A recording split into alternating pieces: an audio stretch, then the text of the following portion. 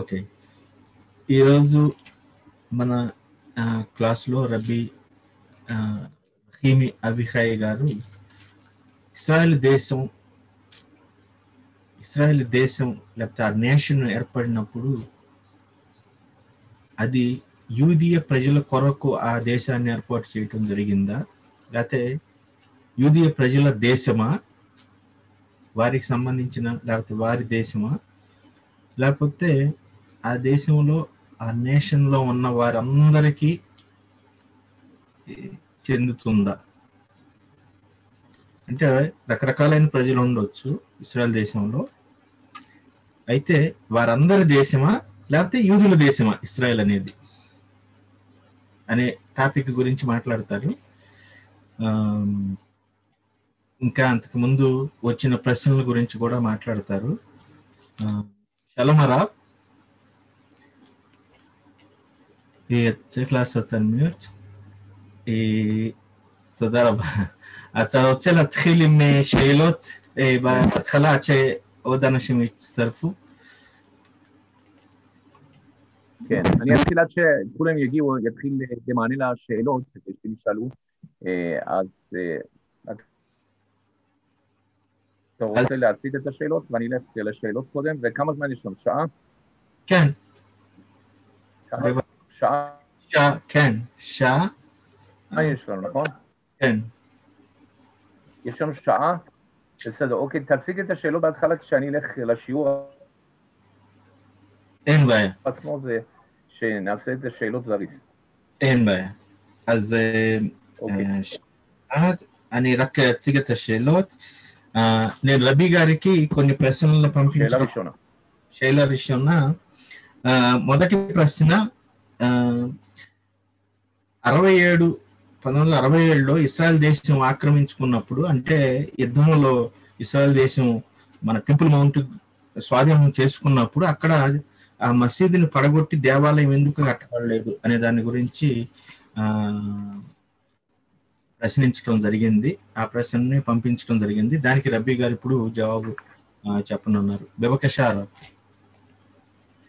מה השאלות? השאלה הראשונה, מדוע לא כבשו, מה ששלחתי לך, את הר הבית ולא... שאלה ראשונה? כן. למה, מה? מדוע לא בנו בבית המקדש, או ב-67? מדוע ישראל כאילו לא כבשה את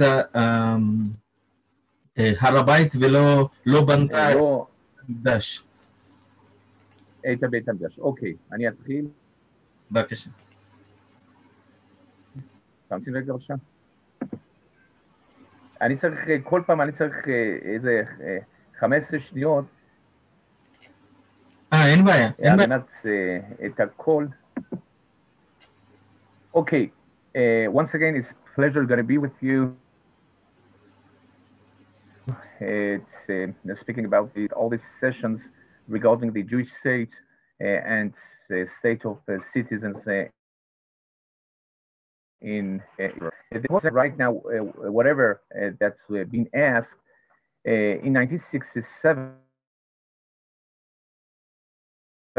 whenever that we recaptured the Temple Mount and the reunification of Jerusalem East and West all together as the capital of Israel for 3,000 years, there were too many questions regarding, first of all, not only the Mount of Olives, the Temple Mount. Motar Gur, whenever that we got to the Temple Mount, they say Harabait Beyadenu. It means, okay, what does it mean that Temple Mount is in our hands? Does it really in our hands? You have to remember that more than, let's say, a billion of Muslims all around the world in 1967,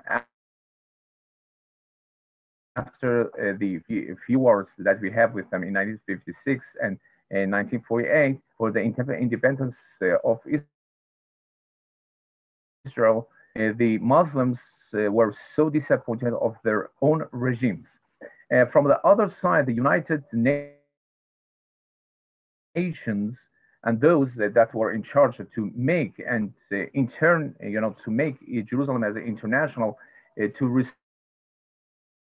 resolute. They have the resolution of the dispute in this era and the conflict of the it's not only partition of the Israel and Arab nations and not Palestinian. I mean the partition that they divided the Palestine, the Palestine, to two sides, the Arabs and Israel. There wasn't any kind of terminology of Palestinians. Okay, one. Second thing, whenever that got to the after unification, we got to the point of having the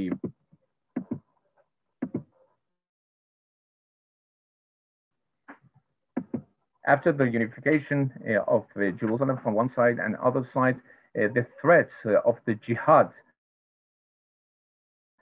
of the Muslims against Israel brought international and United Nations, the sessions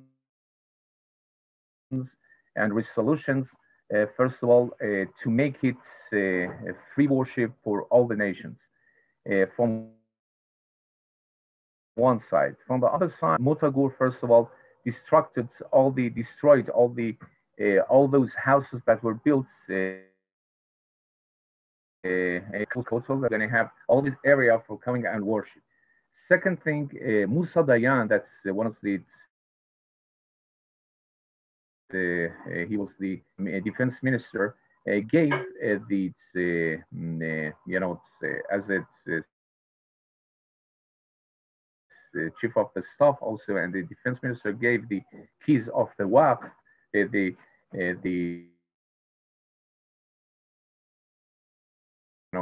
government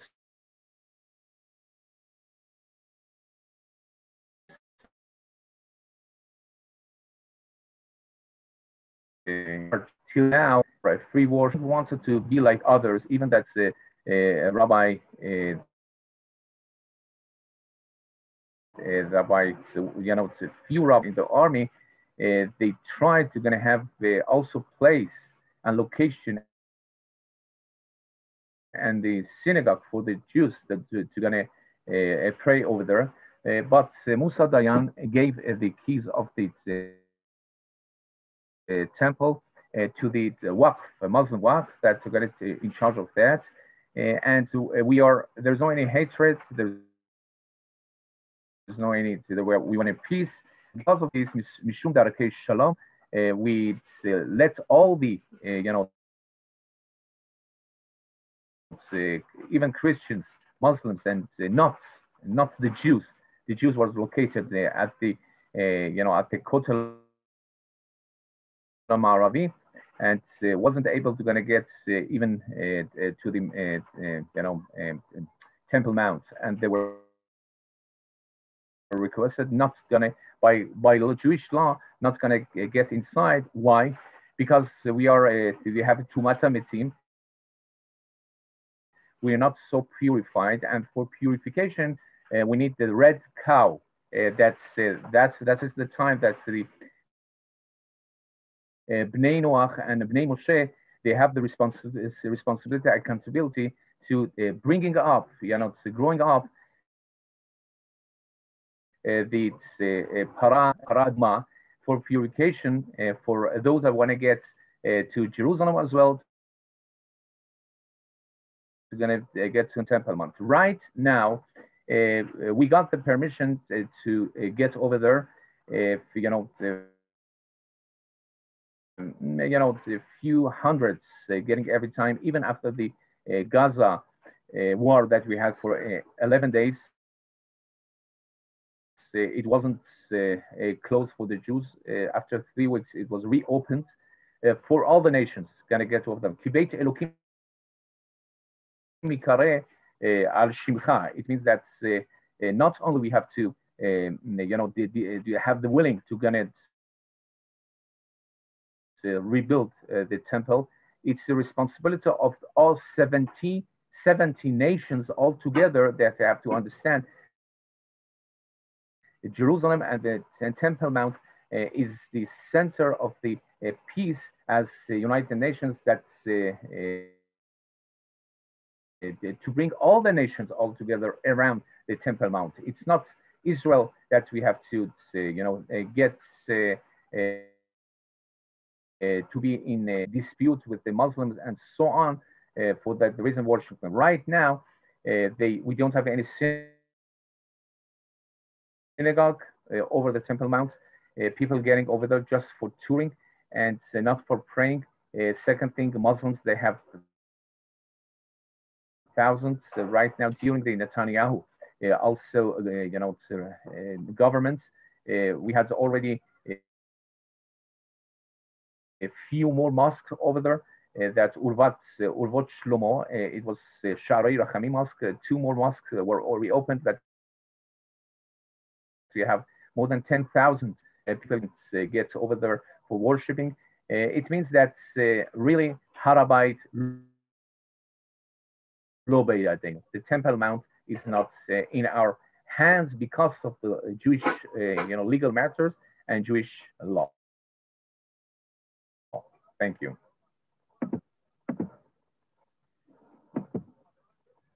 אפשר לתרגם. תודה רבה. యాకోబు గారు, Israel గారు, మీరు ఎవరైనా రెడీగా ఉన్నారా ట్రాన్స్లేషన్కి? Israel గారు ఓకేనా? Okay sir. అయితే సింపుల్గా మెయిన్ పాయింట్స్ తీసుకొని రావడానికి ప్రయత్నం చేయండి. మొత్తం అవసరం లేదు, జస్ట్ మెయిన్ దాని ప్రశ్నకి సూటి ఆన్సర్. מתרגמים או כן, הוא הולך לתרגם. שנייה זה. אתם מתרגמים או שאלה שנייה? מתרגמים. שנייה. בבקשה. అయితే ఇందాక అడిగిన ప్రశ్న, ఇజ్రాయేలీలు 967 వార్ తర్వాత టెంపుల్ మౌంట్ అనేది వారి చేతిలోకి వచ్చినప్పటికీ కూడా మందిరంని ఎందుకు కట్టించకుండా తిరిగి వారికి ఇచ్చేశారు అన్నదానికి రబీ గారు చెప్పిన ప్రశ్న ఆన్సర్ ఏంటంటే, ఓకే, దగ్గర 3000 సంవత్సరాల తర్వాత ఆ టెంపుల్ మౌంట్ 1967 వార్లో, అంటే east and west side 2 sides కూడా ఇజ్రాయేల్ ఆధీనంలోకి వచ్చినప్పటికీ కూడా అప్పటికే 1956 లో కానీ 1948 లో కానీ ఆ యుద్ధం చేసి ఇజ్రాయేల్ 48 లో స్వతంత్రం తెచ్చుకోవడం కానీ, ఈ విషయాలన్నిటి వలన చుట్టుపక్కల ఉన్న ప్రతి ముస్లిం దేశాలు కూడా చాలా శత్రుభావం ఇజ్రాయెల్ని పెంచుకోవడం జరిగింది.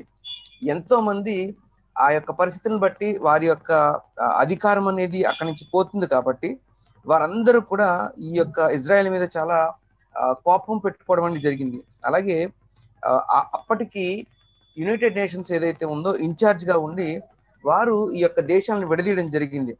సో ఈ అరబ్బులందరికీ ఈ పాలస్తీనా అనే ప్రదేశాన్ని ఇవ్వడం ద్వారా ఒకవేళ తిరిగి మరలా అక్కడ ఏమన్నా అటువంటి పరిస్థితుల్లో ఇజ్రాయెల్ ఏమన్నా చేస్తే గనక ఈ జిహాద్ అని మనకు తెలుసు, ఎదుటివారిని చంపే ఆ యొక్క ప్రక్రియ ఏదో ఆ విధానంలో వారు ఎక్కువగా ఇజ్రాయెల్ మీద దాడి చేసే అవకాశం ఉంది, లేదా వారిని ఇబ్బంది పెట్టే అవకాశం ఉందన్నది ఒకటి అనుకుంటే, అక్కడ మోషే దయాన్ గారు అని అప్పటికి డిఫెన్స్ మినిస్టర్ గారు ఆ పరిస్థితి వచ్చినప్పుడు ఆ చుట్టుపక్కల ఉన్న ఆ యొక్క ముస్లింల లేదా అరబ్బుల ఆ శత్రుత్వ భావాన్ని ఒకటి దృష్టిలో ఉంచుకుని, అయితే రెండవది ఆ చుట్టుపక్కల ఆ మందిరం చుట్టుపక్కల ఉన్న ప్రతి ప్రదేశంలో మొత్తం ఎంతమంది అయితే ఆక్యుపై చేశారో ప్రతి ఇల్లుని తీసేసి కొంత భాగం ఇజ్రాయెల్ ఉంచుకోవడం జరిగింది. అంటే అది ఒక్క ముస్లింలకే కాదు, లేదా ఒక్క యూదులకే కాదు, క్రైస్తవులు కూడా ప్రతి ఒక్కరికి కూడా ఆ మందిరం సంబంధించింది కాబట్టి అక్కడ ప్రతి ఒక్కరూ వచ్చే విధానంలో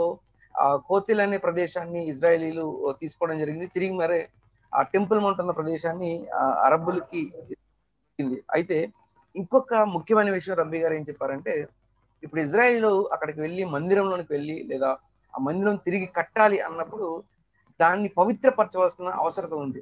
దానికోసం ఎర్రపయ్యని రెడ్ హైఫర్ ని తీసుకురావాల్సిన అవసరం ఉంది. అప్పటికి ఆ పరిస్థితి లేదు కాబట్టి ఆ విషయంలో వారు ముందు వెళ్లకుండా ఓకే ముందు దానికి ముందు మనం మందిరం కట్టే ముందు ప్రిపరేషన్ అనేది మనకు కావాలి అనేది ఒకటి. రెండోది శాంతిపరమైన పరిస్థితి అక్కడ ఏర్పడాలన్నది ఒక కారణం.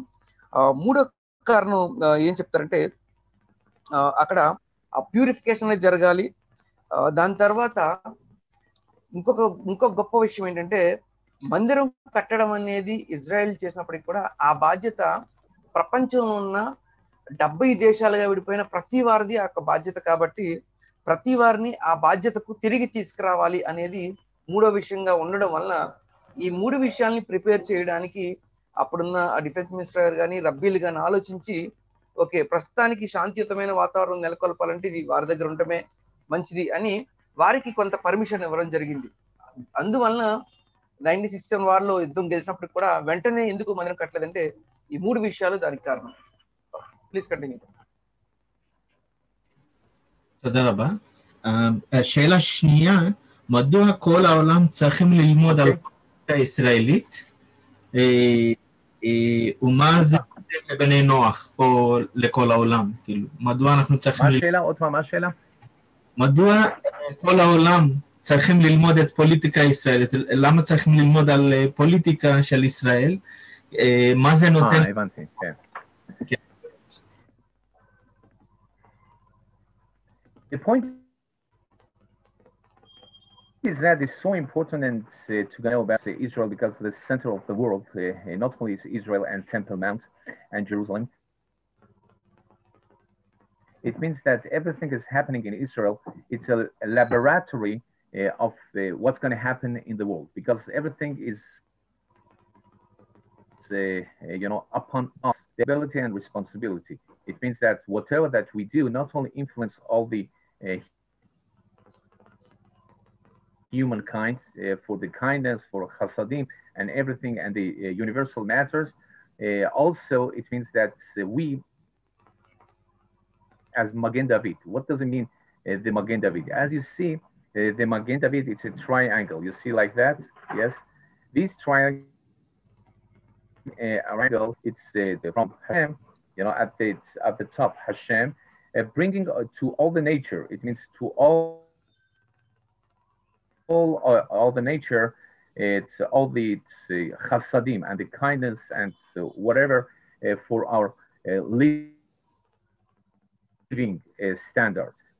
The nations that have the not we can say as a chosen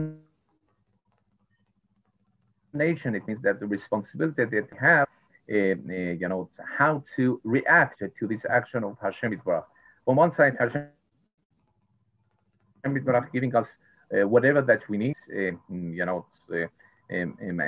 mankindness and nature and everything that we can live as a human being. On the other side, that's what we do. This is the Magen David from this side. That means Israel. Yeah, we're gonna bring the brightness and Or HaMekiv and whatever that Hashem Yitbarach bringing to us like that, bringing to all the nature, but whoever that we are the Israelis, it means not the secular Israelis, it means the Jewishness, it means the upon the halakha, the Jewish people all over the world, we have the accountability and responsibility how to react like that, how to react to Hashem Yitbarach will. Whenever that's aseret suncha kirtzono, it means that we do our willing as well as Hashem wants, and how we know that the Hashem, what does it want? It's not only it's written in the Bible. It means that the Chachmei Hador, we have to learn it from the Chachmei Hador, whatever that telling us, as well as I told before. We have 4 parts of Shulchan Aruch, and the common sense and logics and rationality is above all these 4 other parts of the Shulchan Aruch. It means yes, we to gonna make this Magen David that's gonna be like that, and we have to have responsibility to react upon that towards Hashem Itbarach. And this is the this is the so important to know what's responsibility and accountability towards Hashem as a Jewish state. From the other side, that's the question it was that's the basic the basis of all other religions, that they are Islam and Christianity. It's upon base of the Judaism, the monotheism of Israel was based, but they as well, Muhammad as well, Jesus, they were influenced by the Bible. They were influenced by the monotheism and Hashem. But Roman Catholics, they did want to gonna not only, as you remember, the three circles, that Torani, Leumi, and Universali. From this side, did wanted to gonna expand the Judaism not only for the Jewish nation, it's going to be universal for all others. This is the Christianity as well. Don't forget that Jesus, he was the one that was Jews, as a rabbi, as a Kabbalist, and also as a Jew, he was crucified. It means that also in Islam, Muhammad's wife, Khadija, she was also a Jewish woman, that she was more than 22 years older than Muhammad, and her cousins influenced Muhammad to expand and spread out the Judaism. But whenever that it depends, that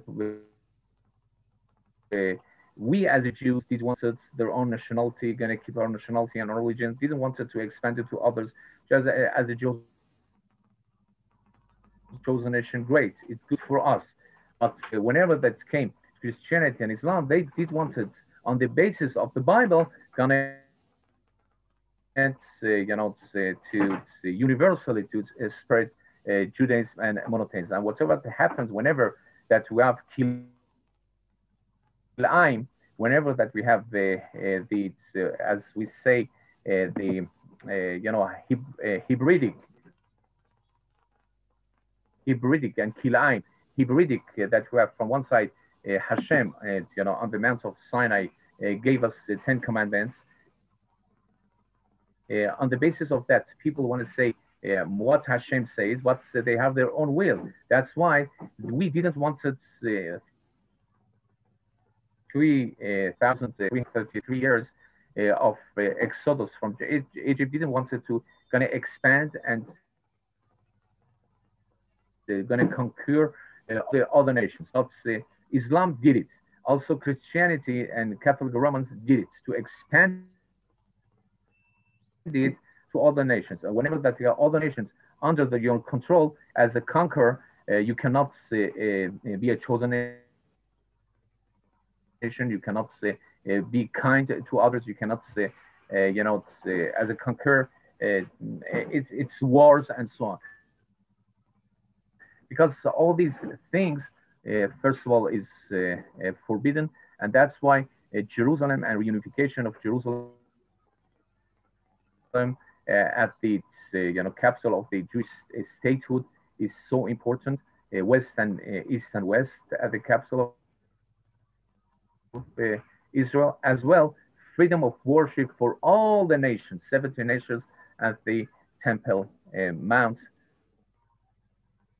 It's also more significant thing that we're not like others, that they didn't let us to go and worship, but whenever that is, we have the truth. Ha'emet itanu, we know that we have to give all other nations, because all the nations, they have rights to be and to worship and Temple Mount, even that it's our in our position that belongs to Israel, but it's so sanctified for all the nations together. Sir sir question ఏంటి sir అది? ప్రశ్న ఏంటంటే ఎందుకు మనం ఈ రాజకీయాల గురించి, ఇస్రాయెల్ రాజకీయాల గురించి ప్రజలందరూ తెలుసుకోవాల్సిన, లోకం అంతా తెలుసుకోవాల్సింది, ముఖ్యంగా లేకపోతే నోహనీలు తెలుసుకోవాల్సింది, దాని నుంచి నేర్చుకోవాల్సింది ఏముంది అనే విషయం గురించి అయితే మనం ఇజ్రాయెల్ గురించి ఎందుకు తెలుసుకోవాలి, దాని రాజకీయ పరిస్థితుల గురించి ఎందుకు తెలుసుకోవాలి, దాంతో ప్రపంచం అంతటికీ సంబంధం ఏంటి అన్నదానికి రబీ గారు సమాధానం చెప్తూ సింపుల్ గా ఒక మొదటిగా ఏం చెప్పారంటే, ఇజ్రాయెల్లో ఏం జరుగుతుందో ఆ ప్రతి పరిస్థితి కూడా ప్రపంచం అంతటికీ కూడా అది అప్లై అవుతుంది అప్పటి పరిస్థితులకి అని సింపుల్ ఆన్సర్ చెప్పారు. అది దాన్ని ఎలా చెప్పారు అంటే, సింపుల్ గా మనం ఇజ్రాయేలీ ఫ్లాగ్ మీద మనం చూస్తే మెగాన్ దావీద్ ఉంటుంది, ఆ యొక్క సింబల్, స్టార్ సింబల్. అది చూస్తే పైనుంచి ఒక ట్రయాంగిల్ లా కిందకు ఉంటుంది. ఆ ట్రయాంగిల్ ఏం చెప్పారంటే, పైన ట్రయాంగిల్ పైన ఈ టాప్ పోర్షన్ లో ఉన్నది హష్యం దగ్గర నుంచి ఆయన యొక్క కృప అనేది ప్రపంచం అంతటికీ కూడా కిందికి వస్తున్నట్టుగా చెప్పారు. అయితే ఇజ్రాయెల్ లేదా చూజన్ నేషన్ లేదా హషీం ద్వారా ఎన్నుకోబడిన ఇజ్రాయెల్ యొక్క పని ఏంటంటే, వీటన్నిటిని ఉపయోగించి లేదంటే వారు తిరిగి మళ్ళా కింద నుంచి ఒక ట్రయాంగిల్ పైకి ఉంటుంది. అంటే ఈ ఎడ్జ్ లో ఉన్న ఇజ్రాయెల్ తిరిగి మళ్ళా ఆ పరిస్థితులన్నింటినీ కూడా హషీం వైపు తీసుకెళ్లాల్సిన బాధ్యత, లేదా వాటిని ఎలివేట్ చేయాల్సిన బాధ్యత ఇజ్రాయెల్కి ఉంది. అందుకే ఇజ్రాయెల్లో జరిగే ప్రతి పరిస్థితి కూడా ప్రపంచంలో జరిగే ప్రతి పరిస్థితికి కనెక్ట్ అయి ఉంటుంది అని చెప్తున్నారు. అందుకని వారికి ఇవ్వబడిన శుల్ఖనారుకులో కూడా 4 భాగాలు ఉంటాయి. అంటే 4 భాగాలు నాకు గుర్తులేదు. అంటే ఇంగిత జ్ఞానం అని, తర్కం అని, ప్రతి విషయాన్ని కూడా వారు తర్కించిన తర్వాత విషయాన్ని ముందుకు తీసుకెళ్తారు. అయితే మనం ఇక్కడ సింపుల్ గా రబీ గారు ఒక ఉదాహరణ ఏం చెప్పారంటే, నార్మల్ గా ఈ ప్రపంచం అంతటికి సంబంధించిందా ఈ ఇజ్రాయేల్, లేకపోతే ఇజ్రాయేల్ ముఖ్యమా, ఎరుషలేములో జరిగే విషయాలు, లేకపోతే ఆ టెంపుల్ గురించి రాజకీయాలు ముఖ్యం అంటే, ప్రస్తుతం ప్రపంచంలో గొప్ప మతాలుగా చెప్పుకున్న క్రిస్టియానిటీ కానీ ఇస్లాం కానీ రెండిట్లకి మూలం యూదయత్వం నుంచే వచ్చింది, జూడాయిజం నుంచి వచ్చింది. అయితే ఈ ప్రపంచానంతటికీ ఎలాగా కనెక్ట్ చేస్తాయని చూస్తే, మొట్టమొదటిగా మనం ఇస్లాం చూస్తే కనుక వారు లేతే మహమ్మద్ గా వారి మతాన్ని తీసుకొచ్చిన మూలంగా మహమ్మద్ గారు చెప్తారు. మహమ్మద్ గారు ఆ బబులోనియన్ లో ఉన్న ఆ కల్చర్ని బట్టి ఆయన నేర్చుకోవడం జరిగింది. వారు మనందరికీ తెలుసు మోనోథెయిజం అంటే ఏకదేవారాధనని ప్రపంచం అంతటికీ కూడా వారు పరిచయం చేస్తారు. ఇప్పుడు చెప్తున్నారు వారు ఆ ఒక్క పాయింట్ ని వారు యూదయత్వాన్ని తీసుకోవడం జరిగింది. అదే సందర్భంలో క్రిస్టియానిటీని మనం చూస్తే కనుక వారి మూలం దగ్గరికి వెళ్తే వారు కూడా వారి మూలాన్ని ఈ తనాకు తీసుకునే వారు చెప్తారు, వారికి కొన్ని విషయాలు యాడ్ చేసుకుని. అయితే వారు చెప్పేది ఏంటంటే, ఇది ఏదో ఒక్క జాతికే కాదు కానీ ప్రపంచం అంతటికి సంబంధించింది, ప్రతి మనిషికి సంబంధించిందనే ఒక యూనివర్సలిజం, అంటే ప్రపంచం అందరికీ సంబంధించిన విషయంగా వారు తీసుకెళ్తూ ఉంటారు. అంటే ఈ 2 విషయాలు కూడా మూలంకి వెళ్తే యూదయత్వం నుంచి వచ్చినవే. అయితే వారు ఉపయోగించే విధానాలు వేరైనప్పటికీ కూడా వారు ఇంకా చెప్పాలంటే మహమ్మద్ గారి భార్య అయిన హవీజా గారు అన్నారు, ఆవిడకి కూడా ఒక యూద స్త్రీని. అలాగే ఈ క్రైస్తవుల యొక్క ఈ క్రైస్తత్వానికి మొత్తానికి మూలమైన యేసుక్రీస్తు అని చెప్పుకునే ఆయన కూడా మనందరికీ తెలుసు, ఆయన ఒక యూదుడు, ఆయన ఒక రబ్బీ, కబలిస్ట్. ఆయన కూడా ఈ విషయాల్ని చెప్పడం జరిగింది. అంటే ఆ మూలం కూడా అక్కడి నుంచే రావడం జరిగింది. కాబట్టి తర్వాత ఇంకొంచెం ముందుకు వస్తే కనుక వీరిరువురు కూడా బేస్ గా తీసుకునే విషయాలు ఏదైతే పదాజ్ఞలు ఉన్నాయో అవి హషీం గారి దగ్గర నుంచి మోషే గారు తీసుకొచ్చిన ఆ యొక్క ఆజ్ఞను తీసుకుని వీరు వెళ్తూ ఉన్నారు. అయితే అది ఇవ్వడానికి గల కారణం ఏంటంటే, లేదా ఆ పదాజ్ఞలు ఇవ్వడానికి గల కారణం అంటే, ప్రతి మనిషి కూడా ఎవరి ఫ్రీ విల్ని బట్టి, ఎవరి ఓన్ విల్ని బట్టి వారు ఏదైతే అనుకున్నారో అది చేసుకుంటూ వెళ్తూ అది మంచి లేకపోతే అది కరెక్ట్ అనుకునే సందర్భంలో అది కాదు, హషీం యొక్క విల్ ఏంటనేది తెలుసుకోవాలని, హషీం యొక్క ఉద్దేశం ఏంటనేది ఆయన చెప్పడం జరిగింది. సో ఆ రెండింటిని తీసుకుని ఇప్పుడు ఆ మూలం పట్టుకుని ప్రపంచంలో 2 గొప్ప మతాలుగా ఉన్న ఇరువురు కూడా ప్రపంచం అందరికి సంబంధించిన విషయంగా ఉన్నప్పుడు అది ఆ దేవుని యొక్క కృప అనేది పైనుంచి వచ్చే ఆ హషేం యొక్క కృప అనేది ఒక యుద్ధాల ద్వారానో ఇంకొక విషయాల ద్వారానో సమకూరుతుందంటే ఎప్పటికీ కాదు. అది ఎప్పుడు కూడా ఒక మనిషి ప్రేమించుకున్నప్పుడు, ఒక మనిషి ఆ యొక్క స్నేహబంధం ఉన్నప్పుడే ఆ శాంతం అనేది ప్రపంచం అంతా కూడా ఏర్పడుతుంది. అయితే ఇప్పుడు ఈ రెండు మతాల గురించి కూడా మనం మాట్లాడుకోవడం అనేది వారు వేరే మార్గాల్లో ఉన్నప్పటికీ కూడా ఇక్కడ మనం ఇంపార్టెంట్ గా అర్థం చేసుకోవాల్సింది ఏంటంటే ఇరువురికి కూడా మూలం యూదత్వమే. అంటే యెరూషలేం గురించి కానీ లేదా ఇజ్రాయెల్ గురించి కానీ ఆ టెంపుల్ గురించి కానీ ఈ రెండు విషయాలు కూడా మళ్ళీ అక్కడే కనెక్ట్ అవుతూ ఉంటాయి. కాబట్టి ఇంకా ఆ యెరూషలేంలోని మందిరం అనేది ఎవరికో యూదులు ఒకరికే హషేం గారికి తమ మాటను సెలవించుకోవడానికి లేకపోతే ఆయన సేవించుకునే ప్రదేశం కాదు, కానీ ప్రపంచంలో ఉన్న ప్రతి ఒక్కరికి సంబంధించిన విషయం అది.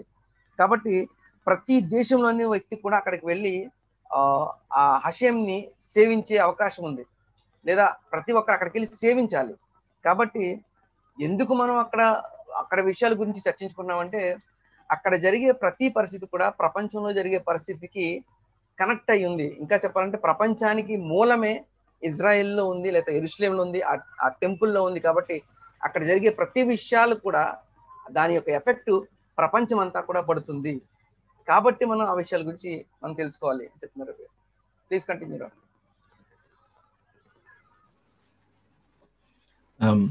בבקשה הרב. השאלה הבאה, מה המשמעות התוצאות בחירות באיראן? זאת אומרת, עכשיו ראיסי נבחר, אז מה ההשלכות?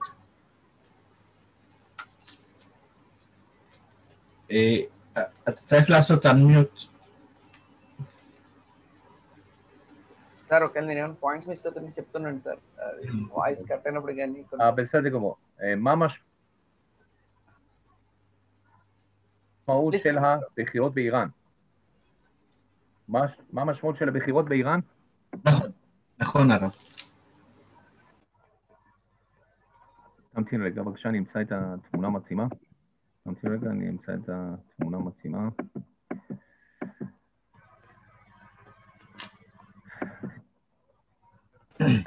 లోపల ప్రశ్న ఏంటంటే ఇరాన్ లో జరిగిన ఎలక్షన్స్ లో రయీసీ రావటం జరిగింది, దానివల్ల ప్రభావితం ఎలా ఉంటుంది అంటే ఆ రిజల్ట్ ఎలా ప్రభావితం చేస్తుంది అనే దాని గురించి ప్రశ్నించడం జరిగింది. దాని గురించి రవి గారు ఇప్పుడు తీసుకొస్తారు. Okay okay.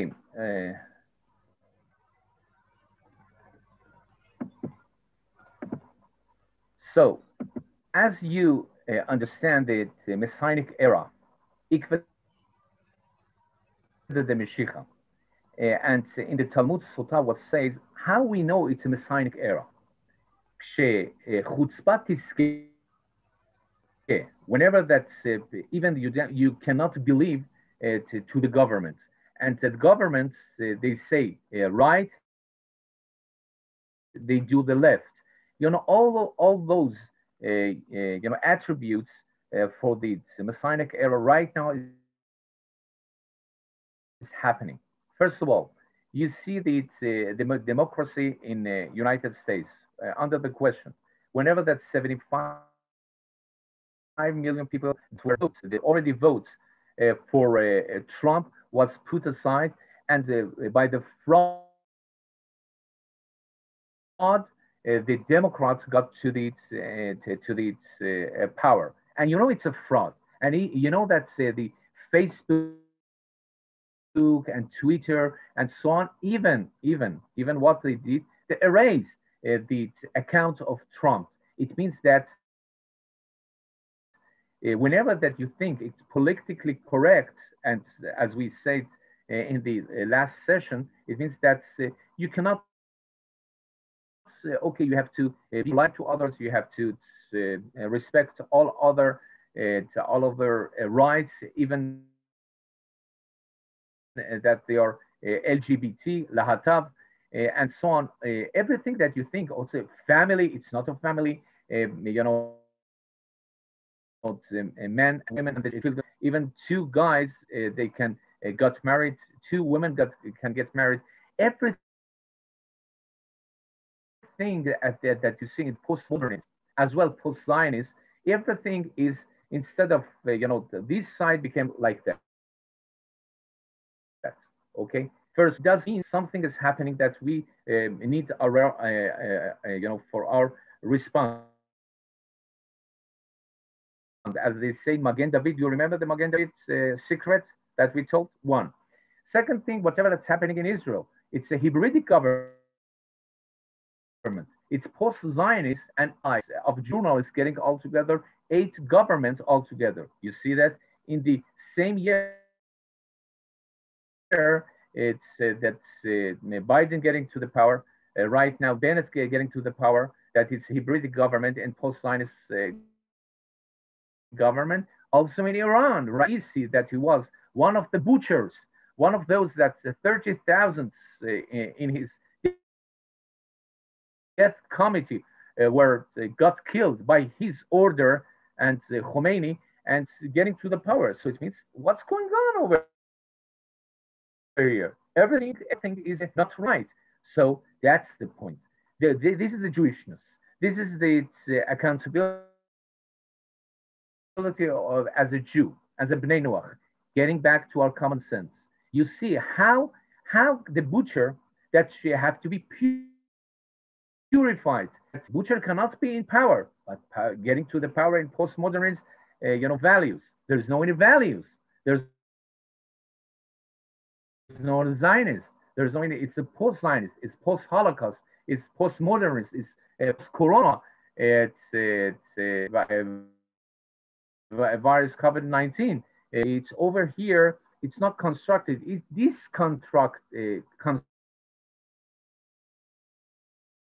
constructed. It means that you have to think rationally. What does your ratio and logics and the Bible is said? What is right is right. It means that you have to your life to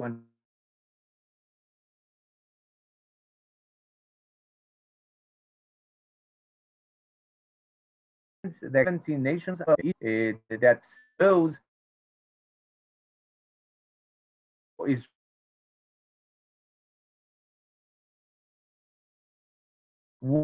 so hatred because we're coming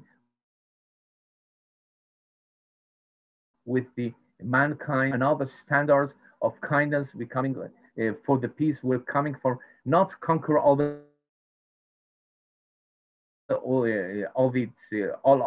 under our umbrella. We each of us, as the part of the body. There's a head and mind and the hands, as we say, Esra Sfirot. We have legs and so on. So it means that it's the body of the nation. It means that each of us, we have the right wing, we have the left wing, we have the Chesed, Gvurat, Tiferet, and all those that have their own responsibility for the unification of the Israeli nation altogether as the chosen nation for enlightening other nations. So it means that Raisi, as a butcher, whenever that's getting to the power, it means that as alert for all the nations that cannot respect the values of human rights. Whenever it's like Hitler bringing it to the power. What does it mean? What's going on with the United Nations? What's going on with all the nations that were in silence? What's going on?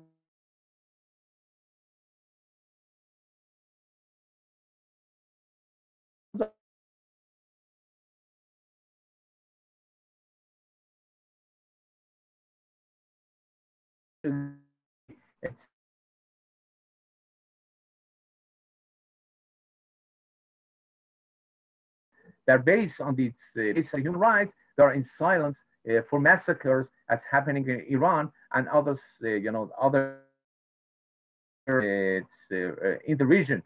Just we can say that between 10 to 15 million people were killed by the Muslims. Muslims killed one each other. It means that Israel have to bring the peace.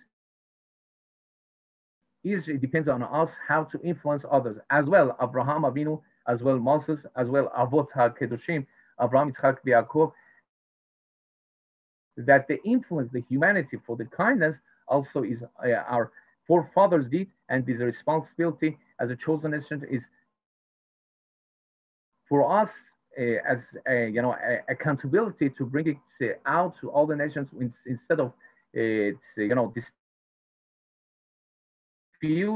have resolutions for the disputes and peace making agreement as they did with the Abraham Accords, Heskemei Abraham. That means Abraham Avinu, our forefathers, is brought the humanity for the humanity. The moral is the same thing is happening with us. That's what we have to do the same. We are right now. We are in contact with 60 nations as well of the 54 Muslim countries, as well 22 Arab countries. Right now we are 85% in peace with the others, and those that Iran regime, it's not the Iranian people, that we have 2,700 years 2,700 years of the Iranian Judaica heritage together. Don't forget that our prophets Chagai, Melachi, as when Habakkuk, as when Ezra and Nehemiah, as well Daniel Hanavi, Sarach Batasher. Where do you think that was buried? It's buried in Iran. It means the great Iran was 127 Medina, as in the Esther scroll says, Megillat Esther says. And it was even in India, 150 years ago, they were not only speaking Sanskrit, they were speaking also Persian. It was part of the culture of the India. As Iranians, we are,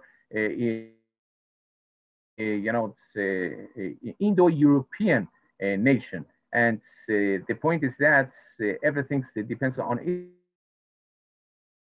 Israel. They can get Hakol Talui Israel, getting to the skies or getting to the sense of the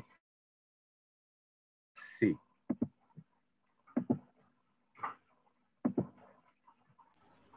תודה רבה. בבקשה. Sir నేను miss అయితే add చేయండి sir. ఖచ్చితంగా. అయితే ఇప్పుడు Iran מה השאלה הבאה שאני אכין את התמונה? מה בני נוח צריכים לעשות? יכולים לעזור? כאילו מה הפעולות שהם צריכים לעשות? איך הם ללמוד או מה הם... זה דיברנו, מה צריכים לעשות. מה עוד? זהו, בינתיים זה השאלות, ואחרי זה אפשר על הנושא שלנו, כאילו, מה שפרסמנו. בסדר, אוקיי, אז אני איך לפתוח את הספר, אוקיי.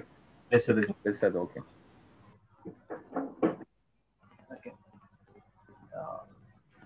అయితే ఇప్పుడు Iran లో జరిగిన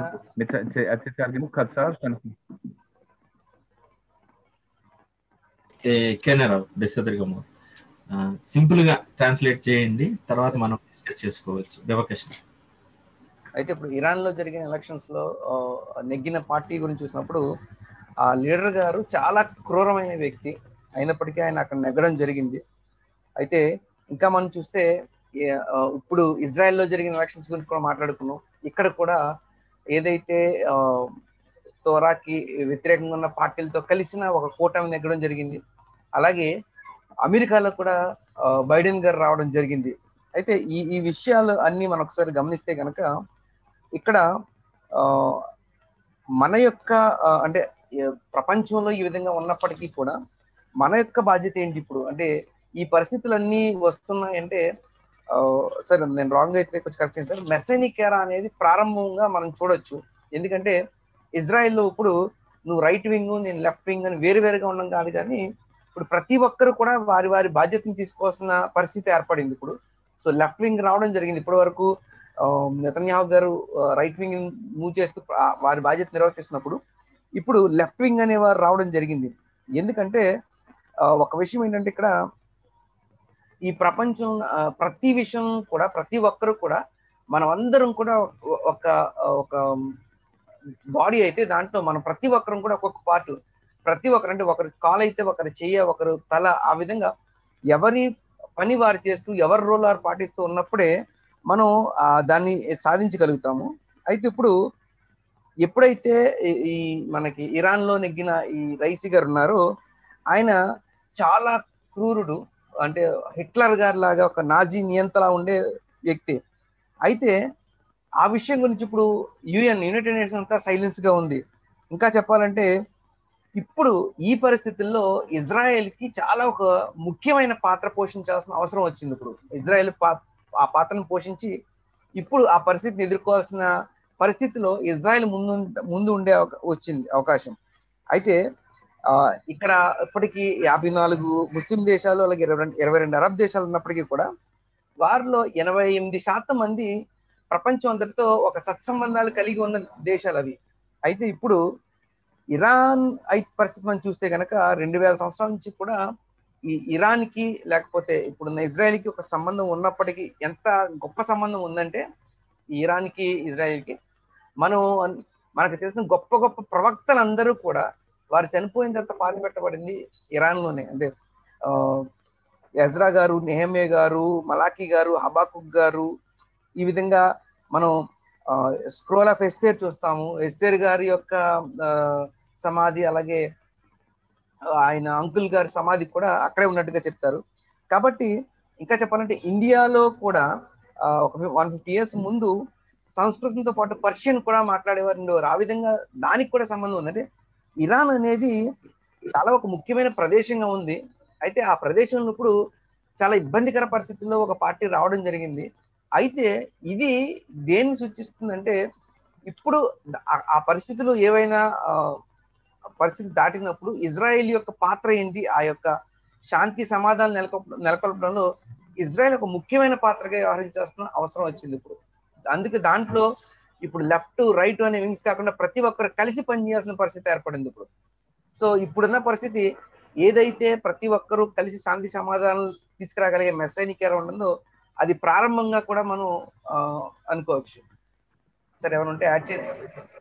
అదే అంటే ముఖ్యంగా చెప్పాలంటే ఇవన్నీ ఒక గుర్తులుగా మనం మెసానికర మొదలవుతున్నట్లు గుర్తులుగా, అంటే రివర్స్ లో ప్రతి విషయం రివర్స్ లో ఉండటం అనేది జరుగుతుంది అనమాట. అంటే మనకి ఇప్పుడు చూస్తున్నప్పుడు సరైన విధానంలో కాకుండా ఆపోజిట్ గా ప్రతిదీ వెళుతున్నప్పుడు పెద్దలు ఏం చెప్పారంటే ఈ గుర్తుల్ని బట్టి మెసానిక్ ఎరా బిగిన్ అవుతుంది,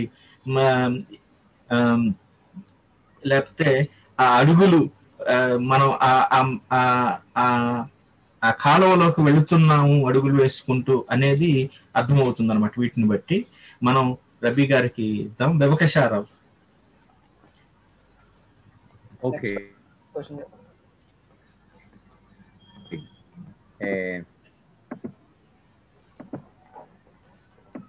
the point is that as a Jewish nation, as a Jewish statehood in Israel right now, or going to be the democratic country, as a state, the state of citizens. Jewish, state. It means that. Does it mean that you're upon all the prophets? It's going to be al pi halacha, medina al halacha. It's how does it mean? Second thing. The second question is that there is a contradiction between the halacha and Medina, between the Knesset, the parliament of all the representatives of the people over there, with all the parties that we have, that is democracy, upon the majority, there's going to be a declaration as one resolutions, and the other side halakha, what it doesn't mean. There's upon the declaration Declaration of Independence, Megillat Ha'atzmaut, there is a point that there is Ben Gurion. It's stated, and the statehood is a Jewish statehood. It means Medina Yehudit. By the law, by the whatever that's written in the Megillat Ha'atzmaut. But what happened? Whatever that's written in the Megillat Ha'atzmaut is said without any discrimination. ללא דת, גזע ומין. It means without any discrimination between the men and women, as well religions, as well any other ethics. You know, they have equality in front of the law. And which law? Law of the majority of the declaration, and after, whenever that we got back the mandate from the Britain mandatory, so we should have law upon the Ottomans Empire law, as well besides the British law that we have over here in Israel. And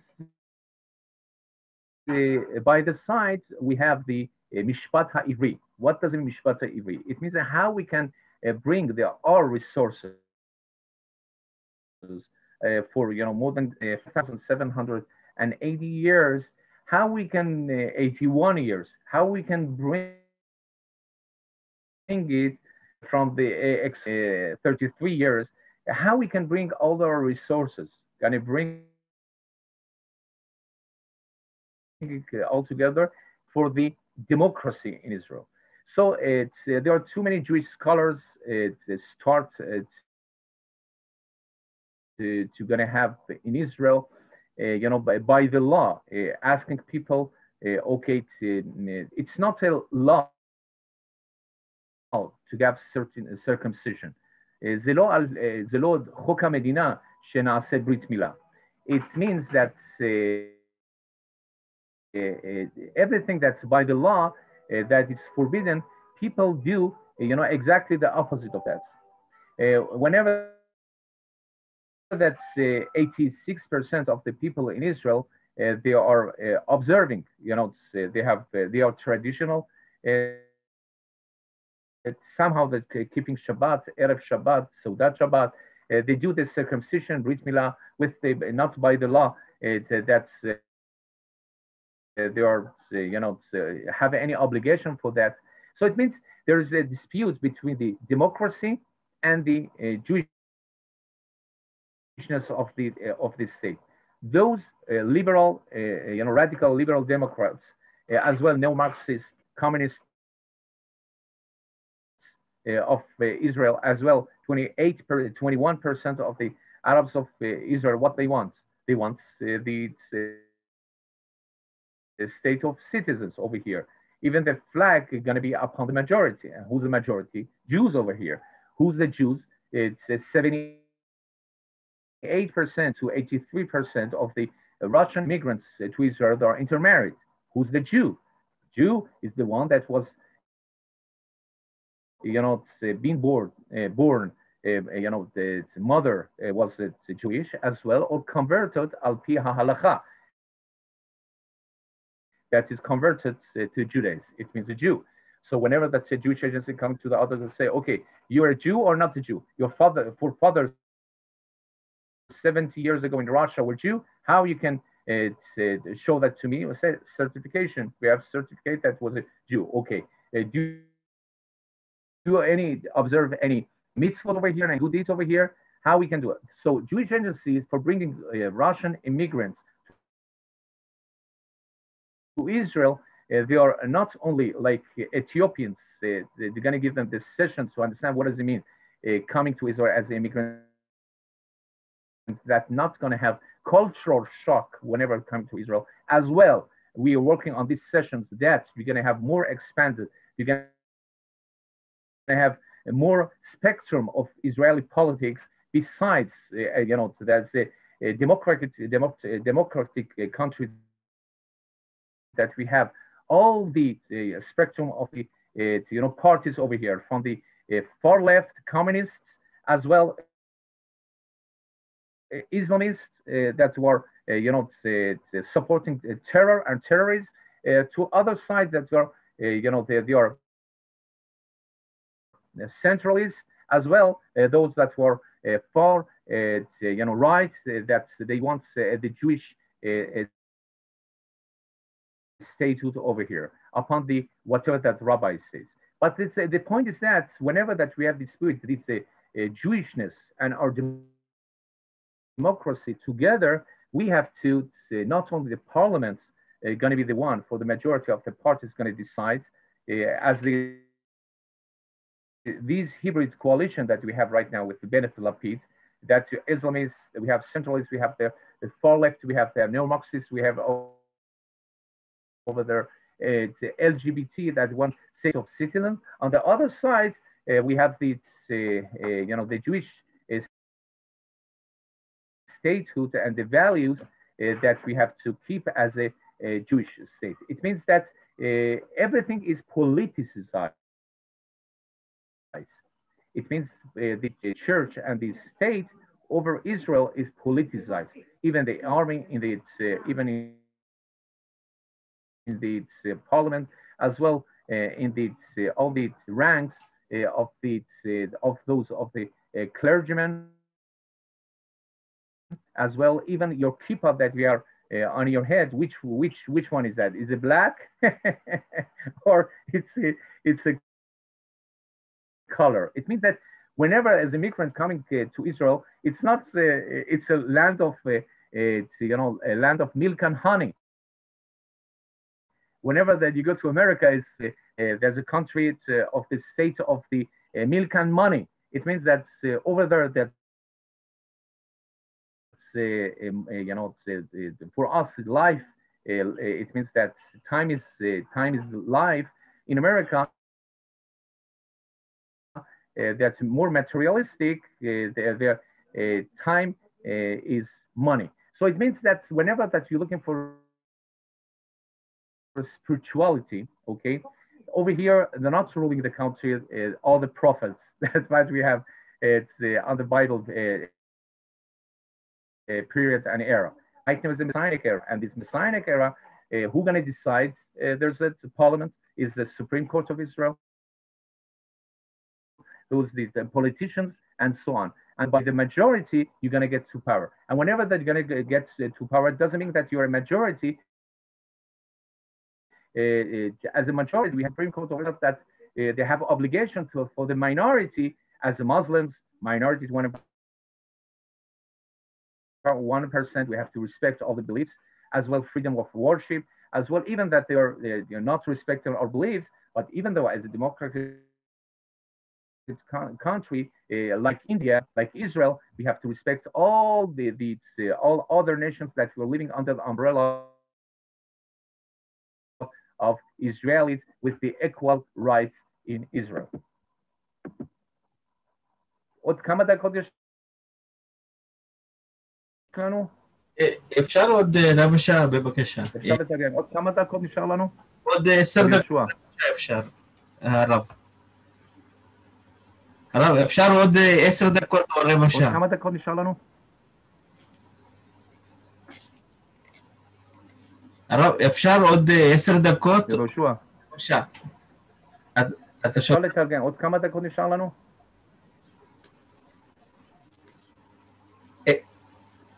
10 דקות או רבע שעה. יהושע. הרב, אתה לא שומע אותי. עוד כמה? 10 דקות.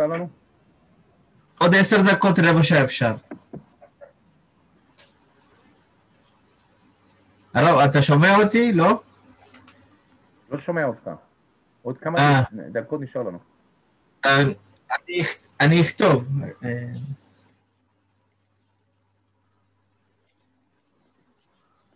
Israel గారు మీరు translate చేయండి నేను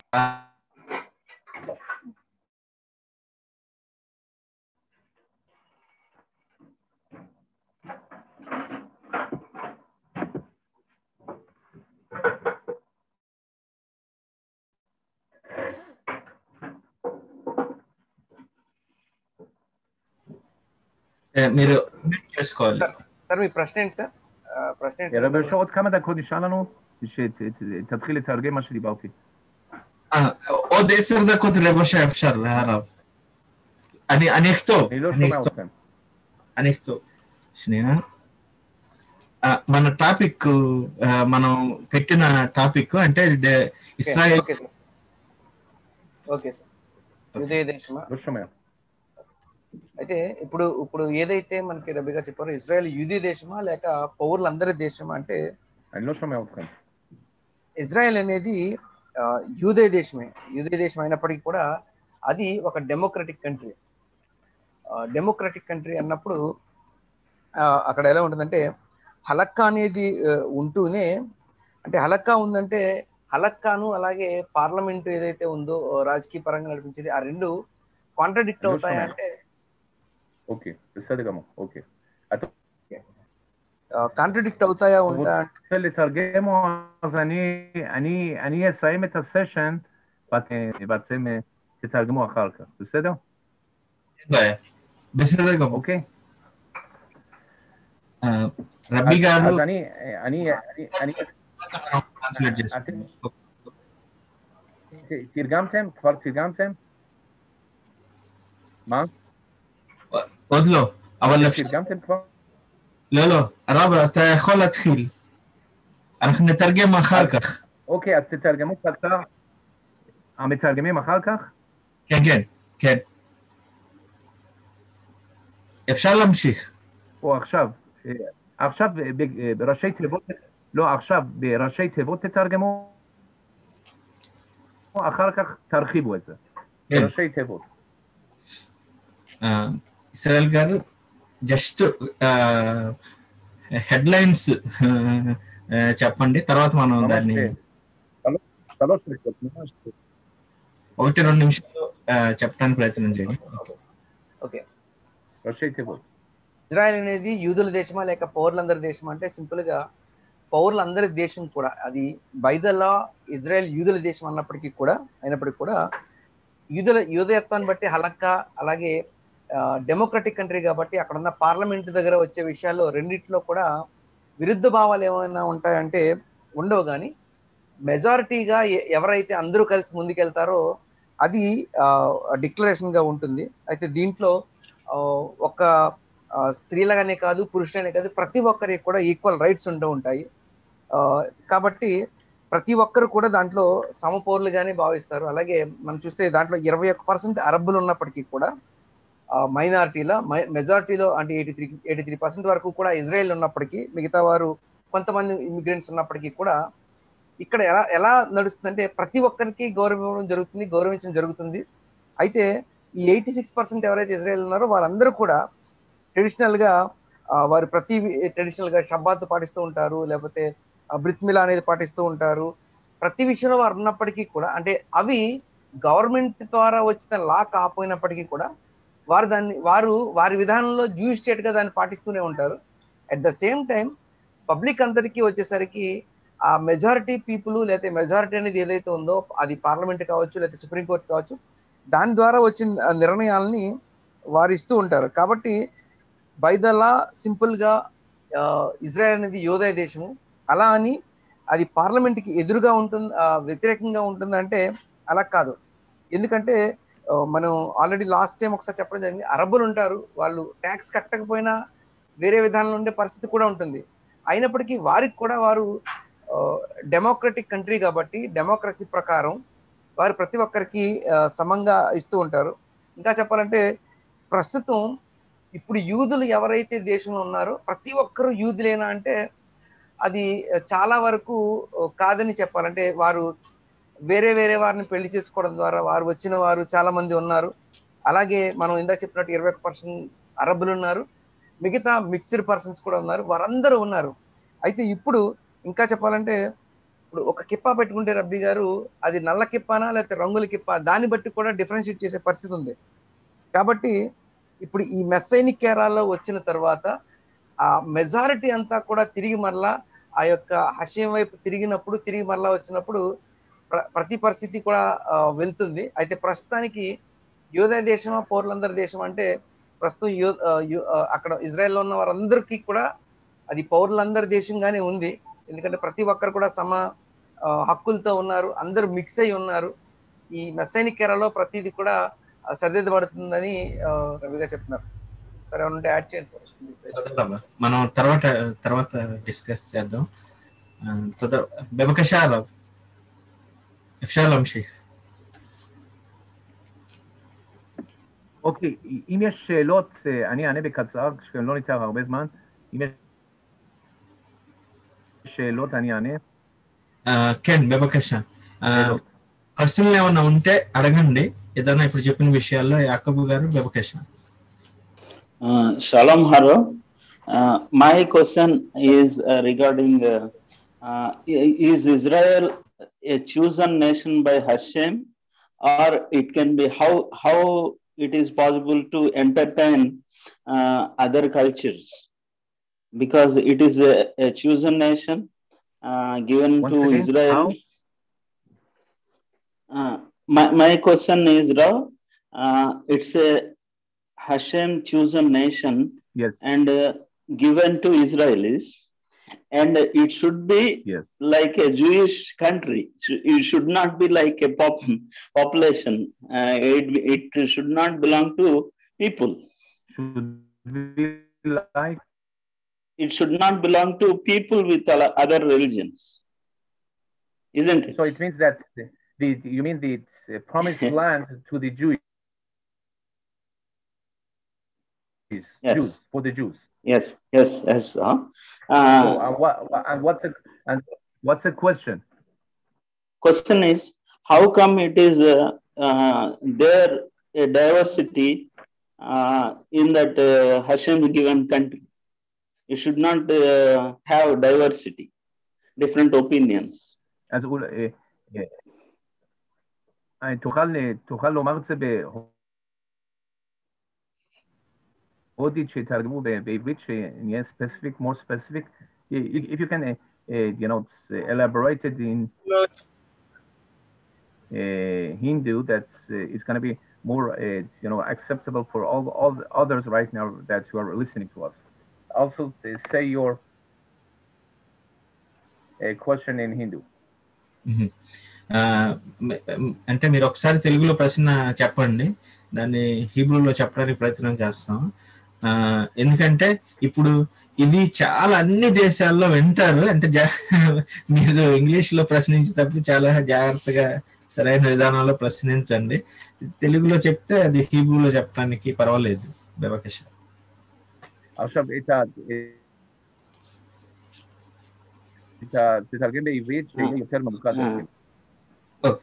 షలాం రా, నేను తెలుగులో చెప్తాను sir. అంటే భారతదేశము భిన్నత్వంలో ఏకత్వంగా ఒక సెంటిమెంట్ ఉంది, యూనిటీ ఇన్ డైవర్సిటీ అని. అయితే నా క్వశ్చన్ ఏంటంటే, ఇస్రాయెల్ దేశము దేవుని ప్రతిష్ఠిత జనమైన ఇస్రాయేల్కి మతపరంగా హషేమ్ గారు ఇచ్చిన దేశం అయినప్పుడు ఇతర మత విశ్వాసాలను, ఇతర విధానాలను ఎట్లా దాన్ని డైజెస్ట్ చేసుకోవాలి? ఎందుకంటే పౌరుల దేశంగా ఉన్నప్పుడు వారిలో స్వతంత్రం ఉంటుంది, స్వేచ్ఛ ఇవ్వాల్సి వస్తుంది, అన్య మత విగ్రహారాధనలు ఉంటాయి. అదే ఇస్రాయేల్ దేశము యూదీయ దేశంగా ఉన్నప్పుడు తోరా జ్ఞానమే అందాలి అనేది హషేమ్ గారి చిత్తము, లేకపోతే తోరా గ్రంథం ద్వారా మోషే గారి ద్వారా తెలుసుకున్నాము.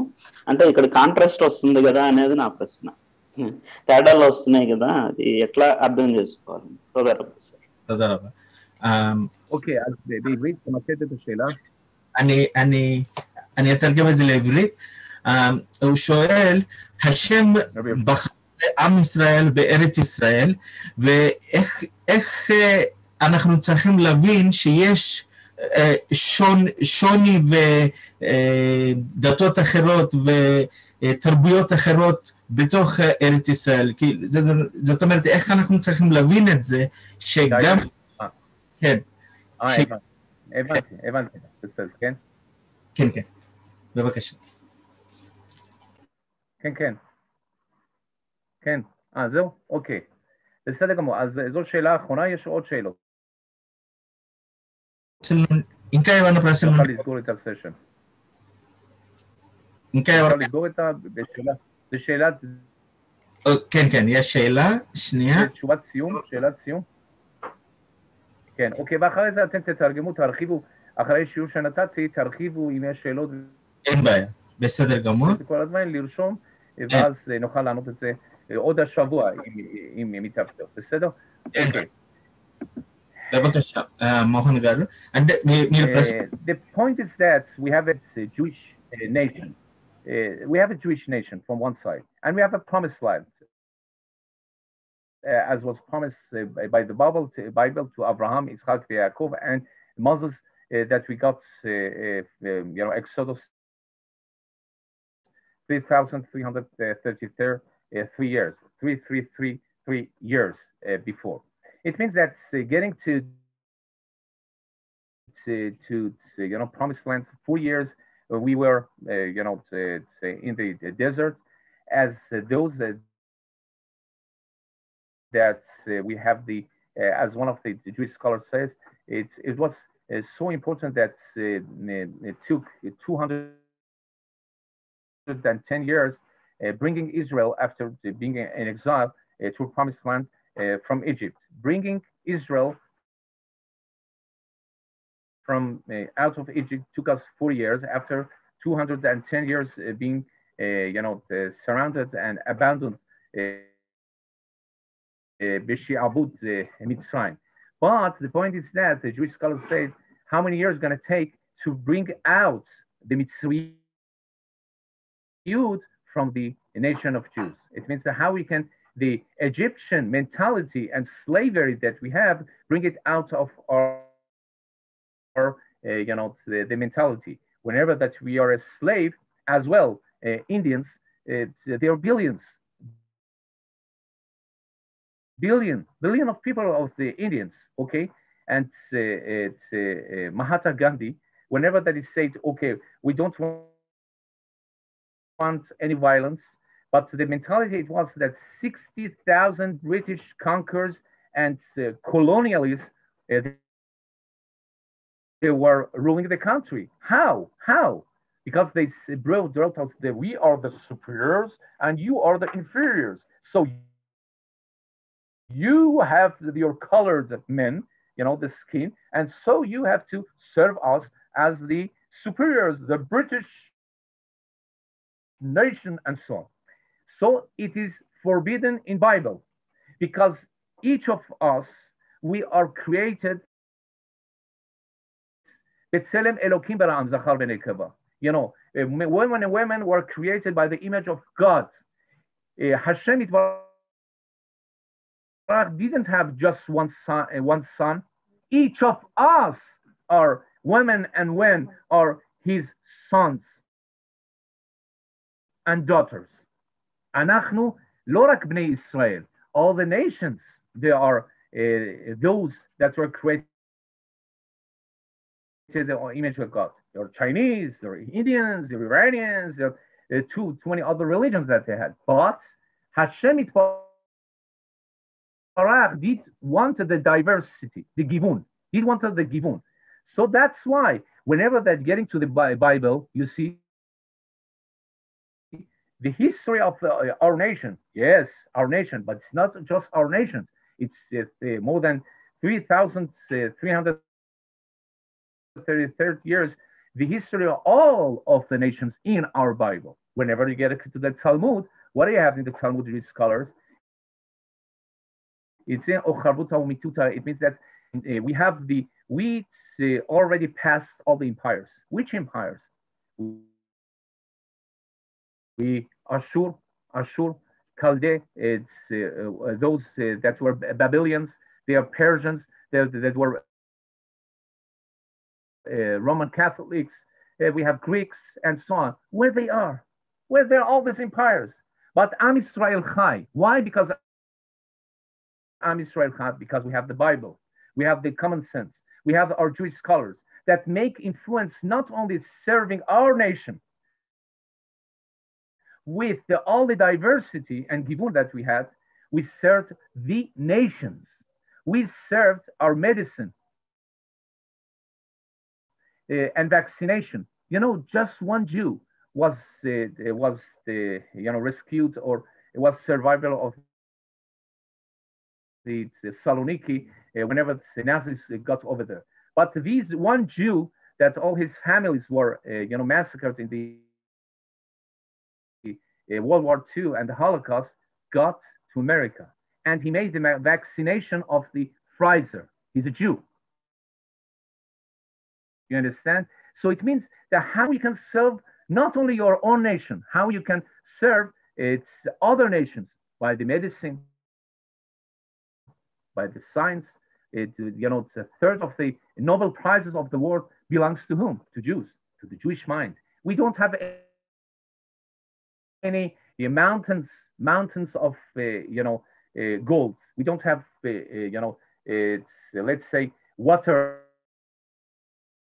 as in India we have, or other places. We don't have mines as you can find other places. We don't have as well gas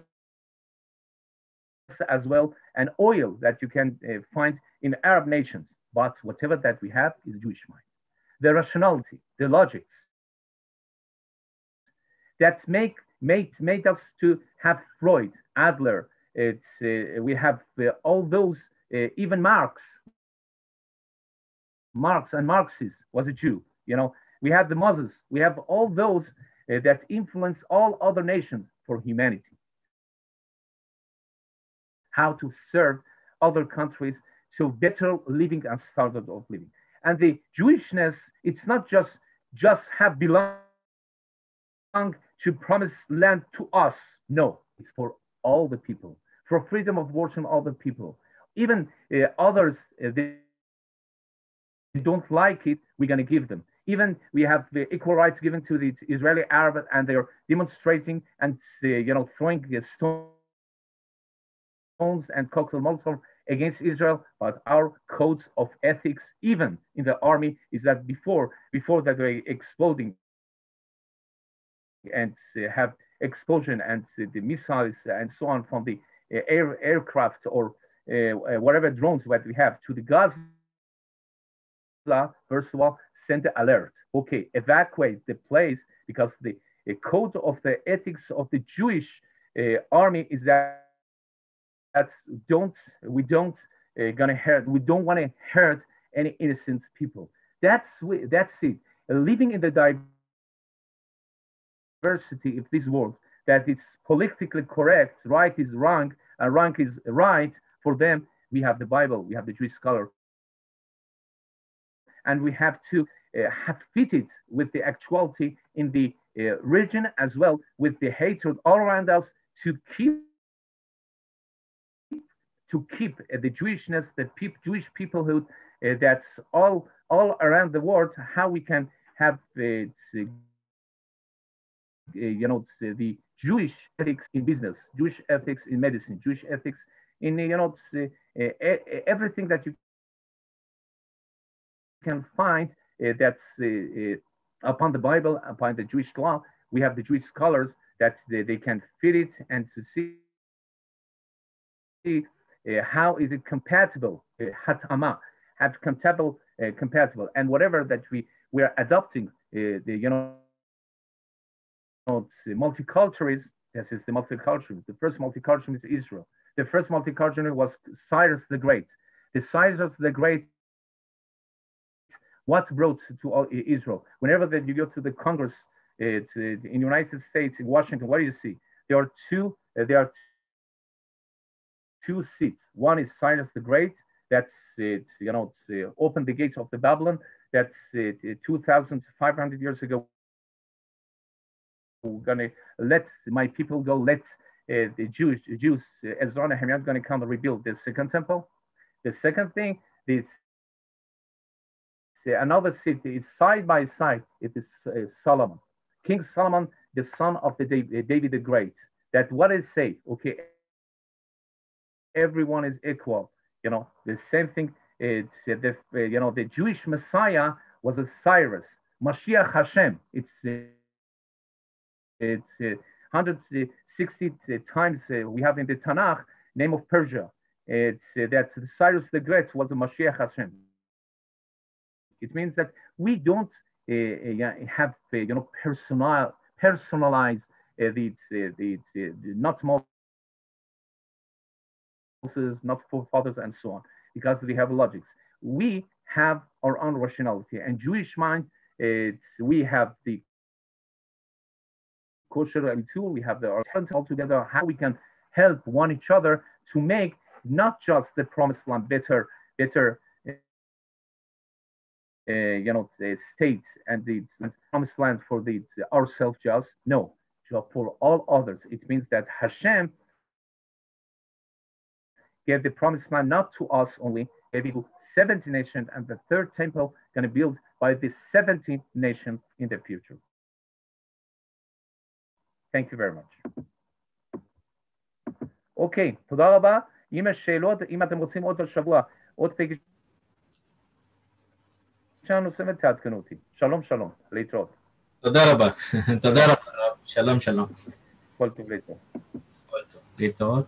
תודה רבה, רב. Israel గారు మనం ప్రశ్నలు కూడా తీసుకుందాం, తర్వాత రబ్బీ గారికి పంపిస్తే దాని మీద కూడా తర్వాత మాట్లాడతారు డెఫినెట్గా. ఈ బివకషా మోహన్ గారు.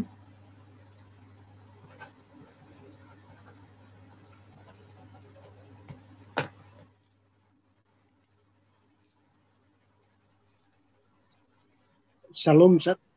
Shalom sir. సార్ ఇప్పుడు 86% యూదులు ఉండి 21% అరబ్ కంట్రీస్, అరబ్స్ ఉంది, మిగతా వాళ్ళు కలిసినటువంటి డెమోక్రటిక్ కంట్రీ కాబట్టి ఇప్పుడు 86% ఉన్నారు కాబట్టి అది మన సబ్బాత్ గవర్నమెంట్ అనే మాట వాడారు. దాన్ని ఎలా అంటే గవర్నమెంట్ ద్వారా కాకపోయినా సబ్బాతులు పాటిస్తాం, పండుగలు చేస్తాం అనేటువంటి, అంటే ఇండియాలో ఇందాక యాకూబ్ గారు చెప్పినట్లు భిన్నత్వంలో ఏకత్వం అనేటువంటి మాట ఉపయోగిస్తూనే పొలిటికల్ గా పార్ట్నర్స్ చేస్తూ, అంటే మిగతా రిలీజియన్స్ ని పొలిటికల్ గా పార్ట్నర్స్ చేస్తూ రిలీజియన్ దగ్గరికి వచ్చేసరికి లైక్ గవర్నమెంట్ ఆర్డినెన్స్ ప్రకారం హాలిడేస్ కానీ ఏవైనా సరే హిందూయిజానికి సంబంధించిన ఫెస్టివల్స్ వచ్చినప్పుడు కామన్ గా 10 days 20 days అనేది లీవ్ ఇస్తూ ఉంటారు. దానికి శాలరీ కూడా కట్ అవ్వదు. అయితే ఆ క్రిస్టియన్ ముస్లిం ఫెస్టివల్ కి ఓన్లీ 1 day ఇస్తారు. అంటే భిన్నత్వంలో ఏకత్వం అని డెమోక్రటిక్ కంట్రీగా పిలువబడుతున్నప్పటికీ కూడా ఏదైతే అత్యధికులు ఉన్నారో వాళ్ళ యొక్క ప్రాధాన్యత ఇండియాలో ఉంటుంది. ఇప్పుడు ఇజ్రాయెల్ దేశంలో ఎక్కువ శాతం 86% యూదులు ఇస్రాయేలీలు ఉన్నప్పుడు అక్కడ ఫెస్టివల్స్ కానీ ఇవి కానీ గవర్నమెంట్ ప్రకారంగా అంటే గవర్నమెంట్ ద్వారా అంటే ఓన్లీ తోరా ప్రకారమే, అంటే తోరాని అంటే గవర్నమెంట్ చేశారా లేదా దాన్ని? అర్థమైందా సార్? అర్థమైంది సార్. డెఫినెట్ గా దీన్ని తీసుకెళ్తే ఒక విషయం నేను క్లియర్ చేస్తాను. దాన్ని ఓకే అంటే మీ ప్రశ్నకి తర్వాత నేను క్లియర్ చేస్తాను, కొన్ని విషయాలు క్లియర్ చేస్తాను. ఈ ప్రశ్న కూడా తీసుకొని తర్వాత మోజెస్ గారు మీ ప్రశ్న కూడా తీసుకున్న తర్వాత ఇస్రాయల్ గారు.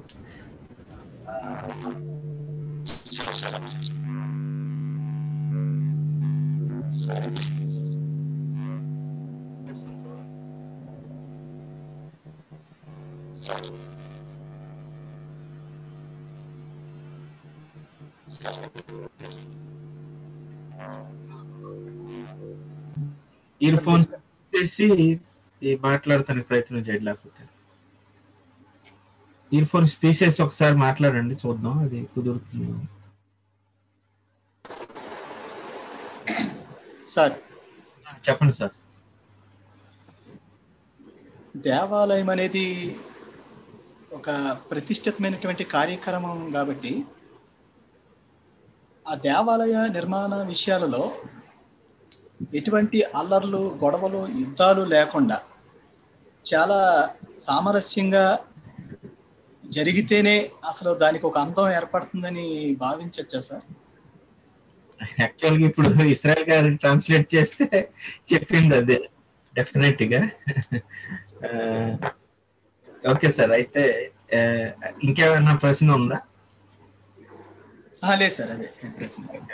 ఓకే, డెఫినెట్గా. ఇస్రాయల్ గారు అవకాశ. అయితే ఇందాక మన యాకోబ్ సార్ గారు అడిగిన ప్రశ్నకి, అది యూదుల దేశం అయినప్పుడు ఓన్లీ యూదే రిలీజన్ నే అక్కడ ఫోర్స్ఫుల్ గా కానీ లేకపోతే గవర్నమెంట్ పరంగా ఉంచొచ్చు కదా, మిగతా వారందరినీ కూడా ఉంచడం వల్ల ఉద్దేశం ఏంటి అని, అది ఒకవేళ అంటే మనం అనుకునే ఉద్దేశానికి వ్యతిరేకంగా ఉన్నట్టుగా ఉంది కదా, దాన్ని ఎలా అర్థం చేసుకోవాలి అని అంటే, రబీ గారు ఏం చెప్తున్నారంటే, ఇది ఒక వైపులో చూస్తే యూదయ దేశం అయినప్పటికీ కూడా మనం ఇది అబ్రహాం గారికి, ఇత్సాక్ గారికి, యాకోబు గారికి ప్రామిస్ చేసిన దేశం. లేదా మనం అబ్రహాం గారి గురించి ఆల్రెడీ నేర్చుకున్నాం, ఆయన యొక్క గోలు లేదా ఆయన యొక్క ప్రపంచం అంతటికి ఈ యొక్క దీన్ని తీసుకెళ్ళని ఒక మూలం నుంచి వస్తున్న విషయం. అయితే పర్సనల్ గా అక్కడ ఉండే వారికి అది యూదయ దేశమే.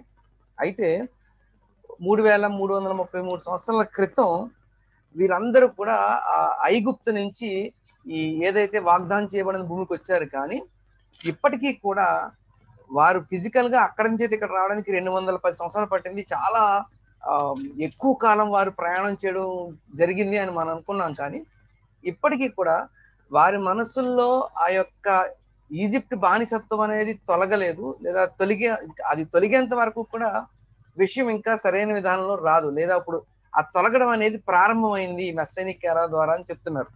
అది ఎలా అంటే, ఇప్పుడు మనం సపోజ్ ఇండియా తీసుకుంటే కనుక, ఇండియాలో బిలియన్స్ మంది ప్రజలు ఉన్నప్పుడు ఒక 60,000 మంది ఒక బ్రిటిష్ సైనికులు వచ్చి వారందరి మీద కూడా నాయకత్వం చలాయించేలాగా, వారిని గదమాయించేలా వారు చేస్తున్నప్పుడు, మహాత్మా గాంధీ గారు సింపుల్ గా వారికి ఎదురుగా తీసుకున్న పోరాడడానికి తీసుకున్న ఆయుధం ఏంటంటే అహింస అనే ఆయుధం తీసుకుని వెళ్ళారు. అయితే ఇప్పుడు మనందరికీ తెలుసు బెత్సెలెమ్ ఎలోహిం అనే పదం. ప్రతి ఒక్కరు కూడా హషేం యొక్క పోలికలో జన్మించబడిన వారే, అందరూ కూడా అలా వచ్చిన వారే భూమి మీదకి. అప్పుడు హషేం గారు ఓన్లీ ఒక జ్యూకి మాత్రమే, ఒక ఇండివిజువల్ జ్యూకి మాత్రమే దేవుడా, లేకపోతే ఓన్లీ జూయిష్ కంట్రీకే దేవుడా, లేదా ఆయన వాళ్ళొక్కరినే తయారు చేశారా, మిగతా వారు ఎవరు ఆయన పోలికలో లేరంటే, ఈ ప్రపంచంలో ప్రతి ఒక్కరు, మన ఇక్కడ కూర్చున్న ప్రతి ఒక్కరు కూడా ఆయన పోలికలోనే పుట్టడం జరిగింది. కాబట్టి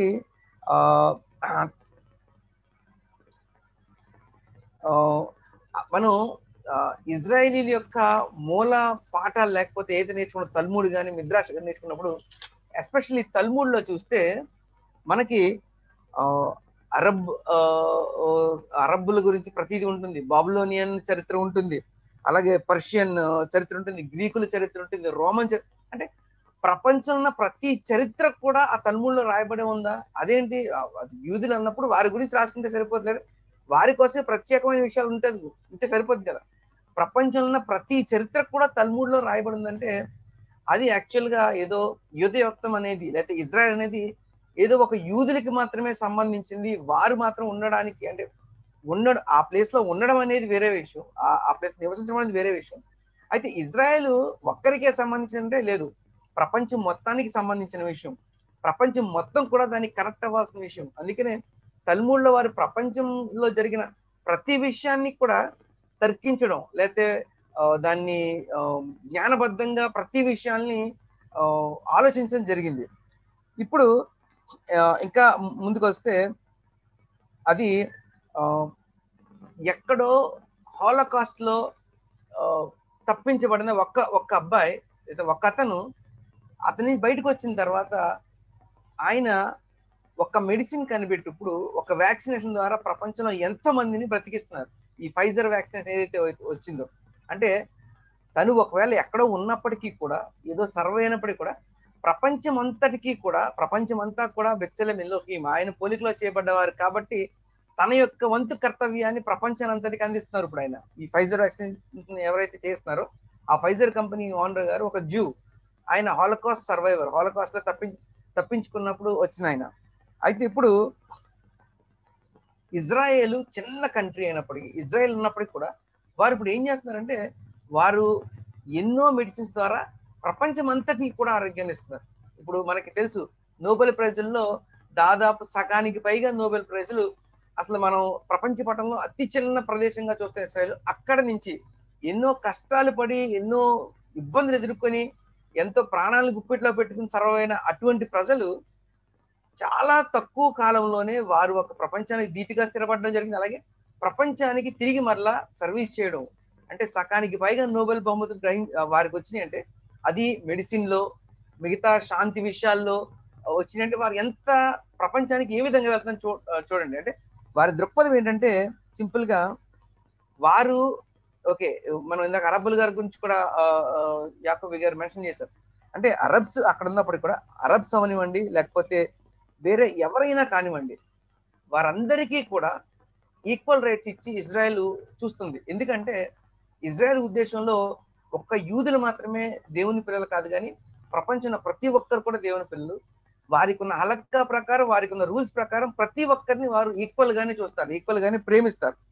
ఇంకా చెప్పాలంటే ఇజ్రాయేల్ చుట్టుపక్కల ప్రతి దేశాలు కూడా, చాలా దేశాలు ఇజ్రాయేల్ ని వ్యతిరేకంగా చూస్తూ వారిని శత్రువులుగా భావిస్తున్నప్పటికీ కూడా వారు ప్రపంచం మొత్తానికి సేవ చేస్తున్నారు. ఎందుకంటే వారు నేర్చుకున్న విషయం ఏదో ఇప్పుడున్న ఒక జూయిష్ నేషన్ కాదు, కానీ అబ్రహాము, ఇస్సాకు, యాకోబుల గారి దగ్గర నుంచి వస్తున్న ఆ వాగ్దానాన్ని ప్రకారం వారు ప్రపంచం మొత్తానికి ఏదైతే వారు అందించాలో దాన్ని అందిస్తున్నారు. కాబట్టి ఇప్పుడు ఇజ్రాయెల్ యూదుల దేశమా ఒక్కటేనా అంటే కాదు, అది అందరి దేశం, అది అందరికీ సంబంధించిన దేశం. ఎవరి పాత్ర వారు పోషించాలి. ఇంకా మళ్ళీ ఇందాక మందిరం గురించి చెప్పినప్పుడు కూడా అక్కడ ఒక్క యూదులు మాత్రమే ప్రార్థన చేసుకోవడానికి వెళ్తారా అంటే కాదు, అది ప్రపంచంలోని ప్రతి ఒక్కరు, అది ముస్లిం అయినా క్రిస్టియన్ అయినా యూదులైనా ప్రతి ఒక్కరు ఎవరైతే అబ్రహాం, ఇస్సాకు, యాకోబుల దేవుని మీద నమ్మకం ఉందో ప్రతి ఒక్కరు కూడా అక్కడికి వెళ్ళి హషేంని సేవించుకునే ఆ యొక్క గొప్ప పరిస్థితిని ఇజ్రాయెల్ కల్పిస్తుంది. కాబట్టి ఓకే, సింపుల్ గా ఆన్సర్ ఇది యూదుల దేశమా అంటే ఒక్క యూదుల దేశమే కాదు, అందరిది. అయితే ఎవరి పాత్ర వారికి ఉంటుంది, దాంట్లో యూదులు చేయవలసిన పాత్రను వారు పోషిస్తూ ఉంటారు, ప్రపంచం అంతా కూడా దానితో కలిసి ఉంటుంది. వారు ఎవరిని ద్వేషించరు, ఎవరిని కాదనరు, ఎవరికి ఏ విధమైన గౌరవం ఇవ్వాలో, ఎవరిని ఏ విధంగా ప్రేమించాలో ప్రతి ఒక్కరిని కూడా వారు అందరూ దేవుని స్వరూపంలో ఉన్నవారని ప్రతి ఒక్కరిని ప్రేమించే విధానంలో వారు ఉంటారు. సార్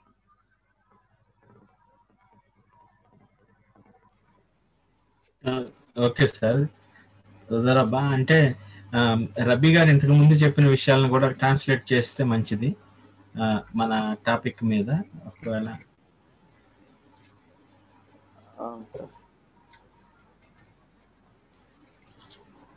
ఓకే సార్, ఓవరాల్ సమ్మరీగా ఒకసారి మాట్లాడుకుందాం సార్. అదే ఓకే, అయితే మొదటి నుంచి వచ్చిన కొన్ని పాయింట్స్ నేను చెప్తాను, ఫస్ట్ నుంచి చెప్పిన దాంట్లో.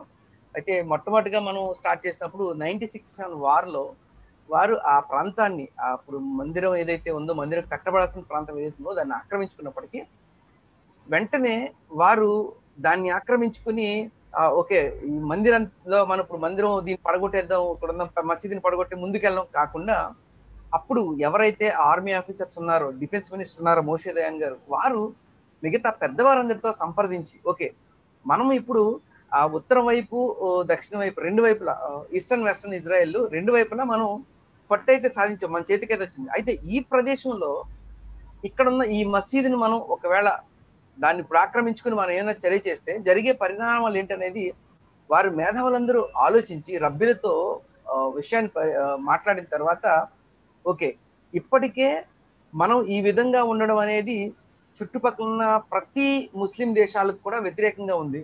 అలాగే అప్పటికి యుఎన్ ఏదైతే ఉందో బ్రిటిష్ గవర్నమెంట్ కానీ వారు ఎవరైతే అక్కడ పార్టీషన్ ఇచ్చారో వారు కూడా దీనికి సపోర్టివ్గా లేరు, వారు క్రిస్టియానిటీలో ఉన్నారు. కాబట్టి మొట్టమొదటిగా ఇంకొక పాయింట్, ఇప్పుడు దాని వెంటనే మందిరాన్ని కట్టి ముందుకు వెళ్ళాలంటే అదేదో సాధారణమైన విషయం కాదు, దానికి హలక్క ప్రకారం చాలా ప్రాసెస్ ఉంది.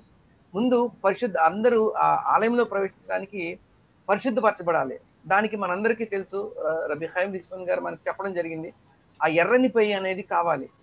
ఇవన్నీ చేయడానికి అప్పటి పరిస్థితులు ఉన్నాయా అంటే అప్పటి పరిస్థితులు లేవు, అనుకూలించే పరిస్థితులు లేవు. దానికోసం ముందుగా మనం ప్రిపేర్ అవ్వాలి, ప్రతి విషయాన్ని ముందు సమకూర్చుకోవాలి. బట్ ఆ రైట్ ఆ మూమెంట్ లో మనం చేయాల్సింది అక్కడ శాంతి స్థాపన అనేది జరగాలి. అది అరబ్బులతో కావచ్చు, లేదా క్రిస్టియన్స్ తో కావచ్చు, ఏదైతే యుఎన్ వాళ్ళని చేస్తుందో దాంట్లో మెజారిటీ ఉన్న క్రిస్టియన్స్ తో కావచ్చు, వారందరితో శాంతియుతమైన పరిస్థితి తీసుకురావాలి. కాబట్టి ఇప్పుడు మనం వెంటనే ఆక్రమించినప్పటికీ కూడా దాన్ని మన చేతిలో తీసుకోవడం అనేది సరైన విషయం కాదు. అయితే అది ప్రతి ఒక్కరికి అవైలబుల్ అవ్వాలి. కాబట్టి దాని చుట్టుపక్కల ఉన్న ఆక్రమణలంతా తొలగించడం జరిగింది, ఆ కోతేల్ ప్రాంతం కానీ మిగతా విషయాలన్నీ కూడా. సో అటు ఇస్లాం అరబ్బులకి వారి ప్రదేశాన్ని ఇవ్వడం జరిగింది. అలాగే ఇజ్రాయిల్ లేకపోతే ఎవరైనా క్రైస్తవులు కూడా మనం వాళ్ళు వెళ్ళినప్పుడు ఆ కోతెల దగ్గర ప్రేయర్ చేసుకోవడానికి ఆ ప్రదేశం అనేది తీసుకుని అప్పటికి ఆ యొక్క శాంతియుతమైన వాతావరణాన్ని వారు చేయడం జరిగింది. ఎందుకంటే అది ఏదో ఒక్క మూమెంట్ లో జరిగే మూమెంట్ కాదు, కానీ ప్రతి విషయంలో కూడా దాన్ని ముందుకు తీసుకెళ్తూ ఉండాలి. కాబట్టి ఒక్కొక్క స్టెప్ వేసుకుంటూ అలా చేయడం జరిగింది. ఇప్పుడు దాంట్లో ఇజ్రాయెల్ పాత్ర ఏంటి ప్రపంచంలో అన్నప్పుడు, ఆ మెగాన్ దావిద్ లో ఉన్న ఆ స్టార్ ఏదైతే మనకు తెలుసు, ఒక ట్రయాంగిల్ పైనుంచి కిందకు ఉంటుంది, ఇంకో ట్రయాంగిల్ కింద నుంచి పైకి ఉంటుంది. దాంట్లో గొప్ప సీక్రెట్ ఏం వివరించారంటే, ఈ పైనుంచి కిందకుండే ఈ ట్రయాంగిల్ లో పైన ఉన్నది హషేం అయితే, హషేం యొక్క కృప ఏదైతే ఆయన ఈ సృష్టిని చేయడంలో ఆయన యొక్క ఉద్దేశం ఉందో, ఆయన యొక్క కృపని ఆయన కిందకి ప్రవహించేటప్పుడు కింద నుంచి పైకి ఉండే ఒక ట్రయాంగిల్ ఏదైతే ఉందో, ఈ కార్నర్ అనేది ఇజ్రాయేలు ఈ యొక్క భూమి అంతటిని ఎలివేట్ చేసి హషేం వైపు తీసుకెళ్లాల్సిన బాధ్యత ఇజ్రాయేల్కి ఉంది. ఆ యొక్క గొప్ప సీక్రెట్ ని దాంట్లో వారు ఎప్పుడు క్యారీ చేస్తుంటారు. దావీదు గారి దగ్గర నుంచి కూడా బాధ్యతని వారు ఇస్తూ ఉంటారు. ఇప్పుడు ఈ విషయాల్లో అది ఎలా ఎఫెక్ట్ చేసింది ప్రపంచాన్ని, నిజంగా ప్రపంచం అంతటికి ఇజ్రాయెల్ సంబంధించిందా అంటే ఇజ్రాయెల్లో ఉన్న ప్రతి విషయాలు కూడా ప్రపంచం అంతా ఆలోచించాలంటే సింపుల్ గా ఒక విషయాన్ని చెప్పారు. ఇజ్రాయెల్లో జరిగే ప్రతి పరిస్థితి కూడా ప్రపంచంలో జరిగే పరిస్థితికి కాపీగా ఉంటుంది. కాబట్టి మీరు ప్రపంచంలో ఏం జరుగుద్దో తెలుసుకోవాలంటే ఇజ్రాయెల్ ని గమనిస్తూ ఉండండి అని చెప్పారు.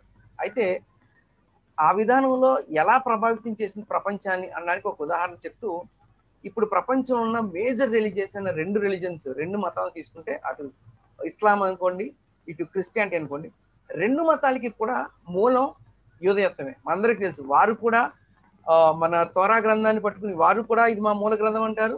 క్రైస్తవులు కూడా తనాకను పట్టుకుని ఇది మా మూల గ్రంథం అని చెప్తారు. ఎక్కడి నుంచి వచ్చినాయి అంటారు. అయితే వీరిద్దరూ కూడా ఒక్కొక్క విషయాన్ని వారు పట్టుకోగలిగారు తప్ప యూదయత్వాన్ని పూర్తి విషయాల్ని వారు ముందుకు తీసుకెళ్ళిపోయారు. అదే పొరపాటుగా మనం చెప్పుకుంటూ ఉంటాం. ఎందుకంటే ఇస్లాంలో ఒక విషయాన్ని చెప్తాం, ఏకదైవారాధన అనేది. వారు ఏం జరిగినా సరే ఆ ఏకదైవారాధన నుంచి పక్కకి పోరు. అయితే మిగతా విషయాల్లో కొంచెం పొరపాటుగా వెళ్ళడం జరిగింది. ఇప్పుడు రెండవ మతమైన క్రిస్టియానిటీకి వస్తే, వారు ఏకదైవారాధనలో పక్కనప్పటికీ కూడా వారేమంటారంటే యూనివర్సలిజం. దేవుడు అనేవాడు ప్రపంచాంతటికి సంబంధించిన వాడే ఉండాలి కదా, ప్రపంచం అంతా కలిసి ఉండాలి కదా, ప్రపంచం అంతటికీ దేవుడు ఉండాలి కదా అని ఒక పాయింట్ తీసుకుని ప్రపంచానంతటిని కూడా దేవుని కలిపే విధానంలో వారు తీసుకున్నారు. అయితే ఇరువురు కూడా యూదత్వాన్ని కొంతపాటు మాత్రమే తీసుకున్నారు. వాళ్ళిద్దరికి బేస్ మాత్రం మళ్ళీ యూదత్వం అని చెప్తారు. సో ఈ విధంగా యూదయత్వం ప్రపంచాన్ని అంతటినీ కూడా కలిపి ముందుకు తీసుకెళ్తుంది. అందుకు ఇజ్రాయెల్ అనేది ఎంత ముఖ్యం అనేది ఇక్కడ విషయం అర్థమవుతుంది. ఇప్పుడు ఇలా చూస్తే ఒకవేళ ఇంకా ముందుకెళ్తే మనకి ఆల్రెడీ యోషువ గారు చాలా సార్లు చెప్పారు యేసుక్రీస్తు అంటే ఎవరు అని మనం క్లాస్ నేర్చుకున్నాం. ఆయన ఒక యూదుడు, ఒక రబ్బీ, కొన్ని సందర్భాల్లో పరిస్థితి వల్ల ఎలా మారినాయి అన్నది. అలాగే కొత్త నిబంధనలో చాలా మంది యూదులు ఉన్నారు, ఎవరు చెప్తున్నారు తెలియదు అంటారు. అంటే ఎస్పెషల్లీ మన యేసుక్రీస్తు గారిని తీసుకుంటే ఆయన ఒక యూదుడు. ఆయన్ని బేస్ చేసుకుని ప్రపంచంలో ఒక మేజర్ రిలీజన్ రన్ అవుతుంది. అయితే తర్వాత ఏ విషయాలు ఎలా మారినాయి అనేది పక్కన పెడితే మూలం మాత్రం యూదయత్వమే. అలాగే మహమ్మద్ గారిని తీసుకుంటే ఆయన ఆ బబులోన్లో ఉన్న అప్పటి పరిస్థితుల్లోంచి ప్రభావితమైన వ్యక్తి. అక్కడి నుంచి ఏకదైవారాన్ని తీసుకుని అతను ఇస్లాంని ప్రారంభించడం జరిగింది. అంటే ఆయనకు కూడా మోటివేషన్ యూదత్వమే. అంతేకాకుండా ఎన్నో మతాలు, ప్రపంచంలో మతాలు యూదత్వాన్ని నుంచే ఆ ఎథిక్స్ మూలంగా తీసుకుని వెళ్ళిన మతాలు చాలా ఉన్నాయి. ఫర్ ఎగ్జాంపుల్ ఇండియాలో మనకి రబిగా చెప్తారు, ఈ అబ్రహామిజం లేదా అబ్రహాములు అనేది మనకి నిన్న కూడా చెప్పారు. అంటే ఈ మూలం అంతా కూడా అక్కడి నుంచే వస్తుంది. కాబట్టి ప్రతి ఒక్కరికి ఇజ్రాయెల్ తో చాలా సంబంధం ఉంది. అక్కడ విషయాలు చాలా ప్రభావితం చేస్తాయి. అయితే ఇవన్నీ కూడా మనం అనుకున్నట్టు వెంటనే ఇప్పుడు అక్కడ ఆక్రమించిన వెంటనే వారందరినీ బలవంతంగా తరిమేసి అక్కడ మందిరం కట్టేద్దాం అని ఒక యుద్ధ వాతావరణంలో ఈ ప్రశాంతత, శాంతత అనేది ప్రపంచంలో వస్తుందంటే ఎన్నటికీ కాదు. అది ఒకరినొకరు ప్రేమించుకోవడం వల్ల, ఒకరొకరు మర్యాదపూర్వకంగా ప్రతి విషయాన్ని అర్థం చేసుకుని ఆ స్నేహ సంబంధాల వల్లే ముందుకు వెళ్తుంది తప్ప వేరే విషయంలో కాదు. కాబట్టి ఈ మందిర నిర్మాణం అనేది ఎస్, యూదులు కట్టాలి, వారు దానికోసం శ్రమించాలి, అన్ని చేయాలి. కానీ యూదులు దొక్కటే బాధ్యత అంటే, ఇందాక మోసెస్ గారు అడిగిన ప్రశ్నకి ఎగ్జాక్ట్ సమాధానం ఏంటంటే, అది ఏదో యూదులు వారి యొక్క డామినేషన్ చూపించుకోవడానికి కట్టుకునేది కాదు. మేము మా దేవుని కట్టుకునేది కాదు. ప్రపంచం అంతటినీ ఆ యొక్క పరిస్థితికి తీసుకొచ్చి అందరి సమ్మతితో మాకందరూ మనకి రిచ్మన్ సార్ కూడా చాలా సార్లు చెప్తున్నారు, మనంతా ఎప్పుడైతే కోరుకుంటామో అప్పుడు హషేం వస్తారు, అప్పుడు ఆయన యొక్క సన్నిధి వస్తుంది. కాబట్టి మందిరం అనేది ప్రపంచం అంతటి బాధ్యత. కాబట్టి అప్పుడు వారు మందిరం కట్టకుండా ఆగినా ఇప్పుడు ఏ పరిస్థితుల కోసం వెయిట్ చేస్తున్నారంటే, ఇందాక ఈ రాజకీయ పరిస్థితులన్నీ కూడా వివరిస్తూ ఏదైతే మనం అనుకున్నాం దానికి ప్రతి దానికి కూడా ఆపోజిట్ గా జరుగుతుంది. అక్కడ రైట్ వింగ్ నెగ్గాలి అందరూ అనుకున్నప్పుడు నెతన్యాహు గారు ఓడిపోయి లెఫ్ట్ వింగ్ అధికారంలోకి రావడం జరిగింది. అమెరికాలో ట్రంప్ గారు వెళ్ళిపోయి బెనెట్ గారు రావడం జరిగింది. అలాగే ఇరాన్ లో ఒక గొప్ప నియంత లాంటి ఒక ఆయన నెగ్గడం జరిగింది.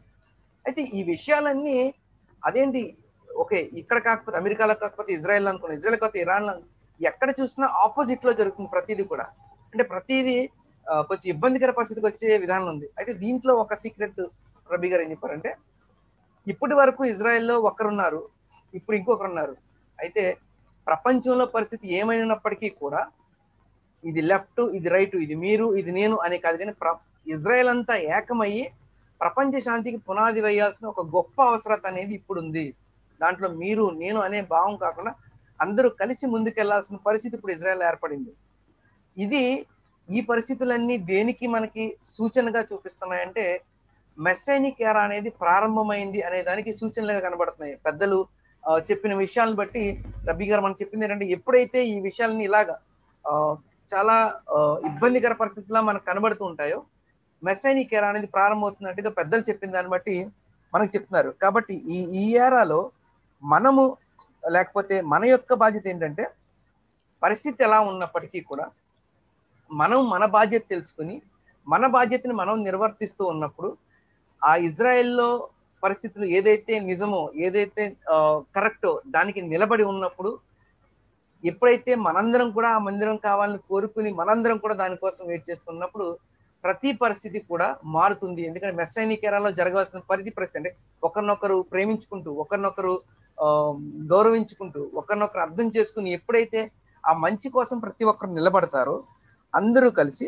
అప్పుడు ఈ శాంతి లేకపోతే ఆ మెస్సైనిక్ ఎరా అనేది ఈ ప్రపంచంలోకి రావడం జరుగుతుంది. ఇది చెప్పారు. అయితే ఓకే, అలాగే ఇజ్రాయెల్ యూదయ దేశం అంటే సింపుల్ గా దీన్ని కనెక్ట్ చేస్తూ, ఇప్పుడు ఇజ్రాయెల్ అనేది ఓన్లీ యూదుల దేశం అనుకోకుండా ఇది అందరి యొక్క దేశం, అందరికి సంబంధించిన దేశం, ప్రపంచం మొత్తానికి సంబంధించిన దేశం. ఎందుకంటే యూదులకి ఎంత అయితే బాధ్యత ఉందో దేవాలయం కట్టడంలో, మనందరి బాధ్యత కూడా ఉంది. ఎప్పుడైతే మన పాత్ర మనం పోషిస్తూ మనం ముందుకెళ్తూ ఉంటామో, ఏదైతే మంచి కోసం నిలబడుతూ ఉంటామో, ఈ పరిస్థితులన్నీ కూడా మెస్సానిక్ ఎరాలో బెజ్రాత్ హషెం జరగబోతాయి. תודה רבה, סע.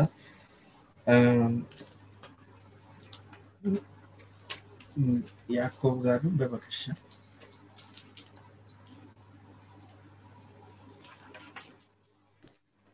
సలాం సార్, అందరికి సలాం సార్. ఇస్రాయేల్ గారికి అంటే ఒక్క విషయం పంచుకుందాం అనుకుంటున్నాను సార్. సార్ చెప్పింది రబీ గారు ఎక్సలెంట్ గా ఆయన యూదుల్ని ఏర్పాటు చేసుకున్నది ఎందుకు అంటే, ప్రపంచానికి యాజక రూపకమైన సంతానం. అక్కడ భిన్నత్వంలో ఏకత్వం అనేది డీకోడ్ అవుతుంది. ఎందుకు ఒక ప్రజని ఏర్పాటు చేసుకొని ప్రపంచాన్ని దిద్దుబాటు క్రమంలో తీసుకెళ్ళాలి అని హషేం గారు ఇచ్చారు అంటే, 613 ఆజ్ఞలు ముందు వారు పాటించి ఆ విలువలు ప్రపంచాన్ని మెరుగుపరిచి, ప్రపంచ జ్ఞానాన్ని మెరుగుపరిచి ప్రజాసేవకు తార్కాణం అవ్వాలి, ముందడుగు వేయాలి అనే దృక్పథంలో దేవాలయ పునర్నిర్మాణం కూడా అందులో భాగమేనని అందరి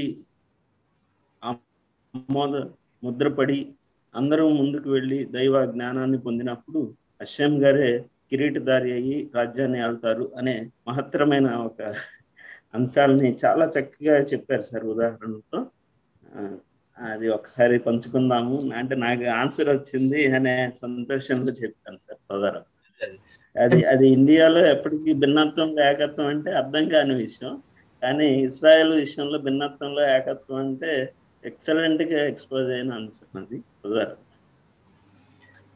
తదరబ్బా సార్, అంటే సింపుల్ ఒక ఉదాహరణ ఇచ్చారు. అంటే ప్రపంచాన్ని ఈ దిద్దుబాటు లేకపోతే తిక్కు నూలాం లేకపోతే ప్రపంచానికి ఒక అవగాహన తీసుకురావాలి అంటే ఎట్లా అయితే ఒక డాక్టరు అస్వస్థతగా ఉన్న వారికి ఎట్లా ట్రీట్మెంట్ ఇస్తూ ఉంటారో ఆ విధంగా ఆ డాక్టర్ గారు ఆ హాస్పిటల్లో అక్కడ ఉండి ఆ ట్రీట్మెంట్ చేస్తూ ఉంటారు వచ్చిన అస్వస్థతగా ఉన్నవారికి. ఇప్పుడు అస్వస్థతగా ఉన్నవారు ఏమనుకుంటున్నారంటే నేను డాక్టర్ అంటున్నారు వచ్చి. అంటే అది మతి స్థిమితం లేని పరిస్థితి. అది నన్ను అడిగితే నువ్వు డాక్టర్ ఏంటి, నువ్వు స్వస్థతగా ఉన్నావు కదా, నువ్వు మందులు తీసుకొని ఏమి చేస్తే మంచిదో డాక్టర్ గారు ఏం చెప్తున్నారో అది విని దాన్ని చేయాలి.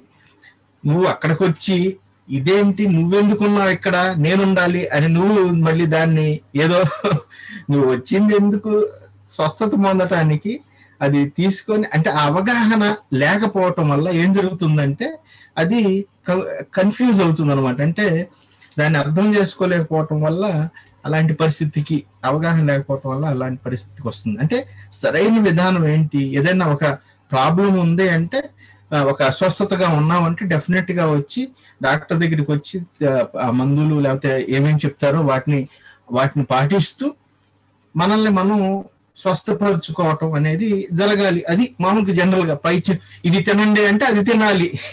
నువ్వు ఏది పడితే అది తినకూడదు అని చెప్పినప్పుడు డాక్టర్ గారు ఇది చెప్తున్నారు త్వర ప్రకారం లేకపోతే దీని ప్రకారం ఇది తినకూడదంట, ఇది తినొచ్చంట, ఇది ఉపవాసం ఉండాలంట, ఈ టైంలో ఇలా చేయాలంట అని దాని ప్రకారం నువ్వు పథ్యం ఉండాలంట అని వాటిని అర్థం చేసుకొని ఉంటే స్వస్థత అనేది వస్తుంది.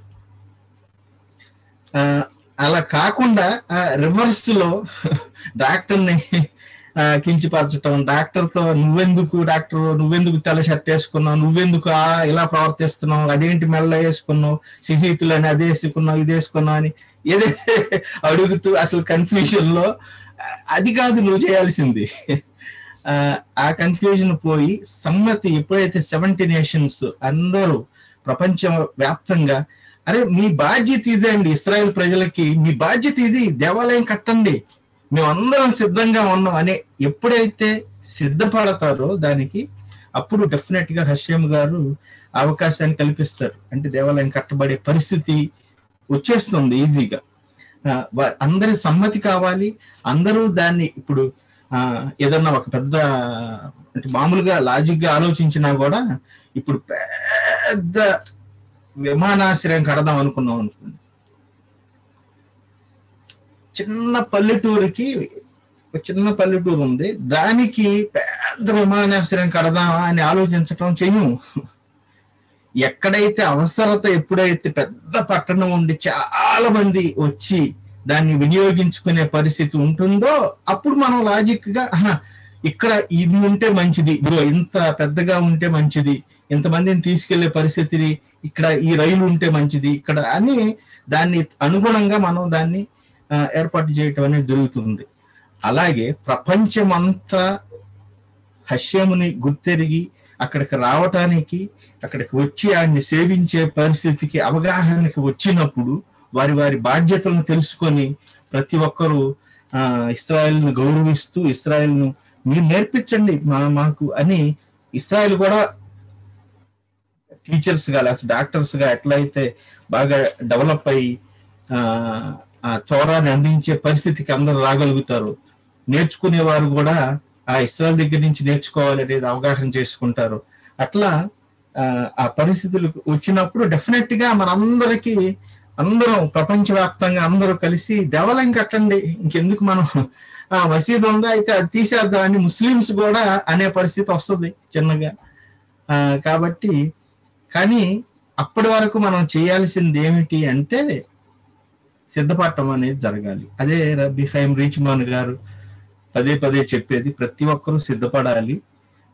ఆ పవిత్రతకి దాన్ని అందుకునే అర్హత పొందటానికి, ఆ పరిస్థితికి, ఆ స్థాయికి మనం ఎదగాలి అనేది, త్వర నేర్చుకోవాలనేది, అనేక మంది ఆ స్థాయిలోకి రావాలనేది మన ఉద్దేశం. ఇందాక మోహన్ గారు అడిగిన ప్రశ్నకి ఇస్రాయల్ దేశం,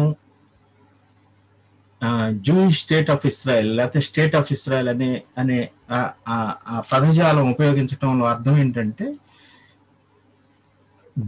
ఇస్రాయల్ దేశాన్ని ఈ మధ్యకాలంలో ఏర్పాటు చేసినప్పుడు ఉద్దేశం ఏంటంటే, అనేక ఇరుకులు ఇబ్బందులు పడుతున్న ఇస్రాయల్ ప్రజలకు, యూదియ ప్రజలకు ఒక దేశం ఉండాలి, ఒక ప్రదేశం ఉండాలి అని దాన్ని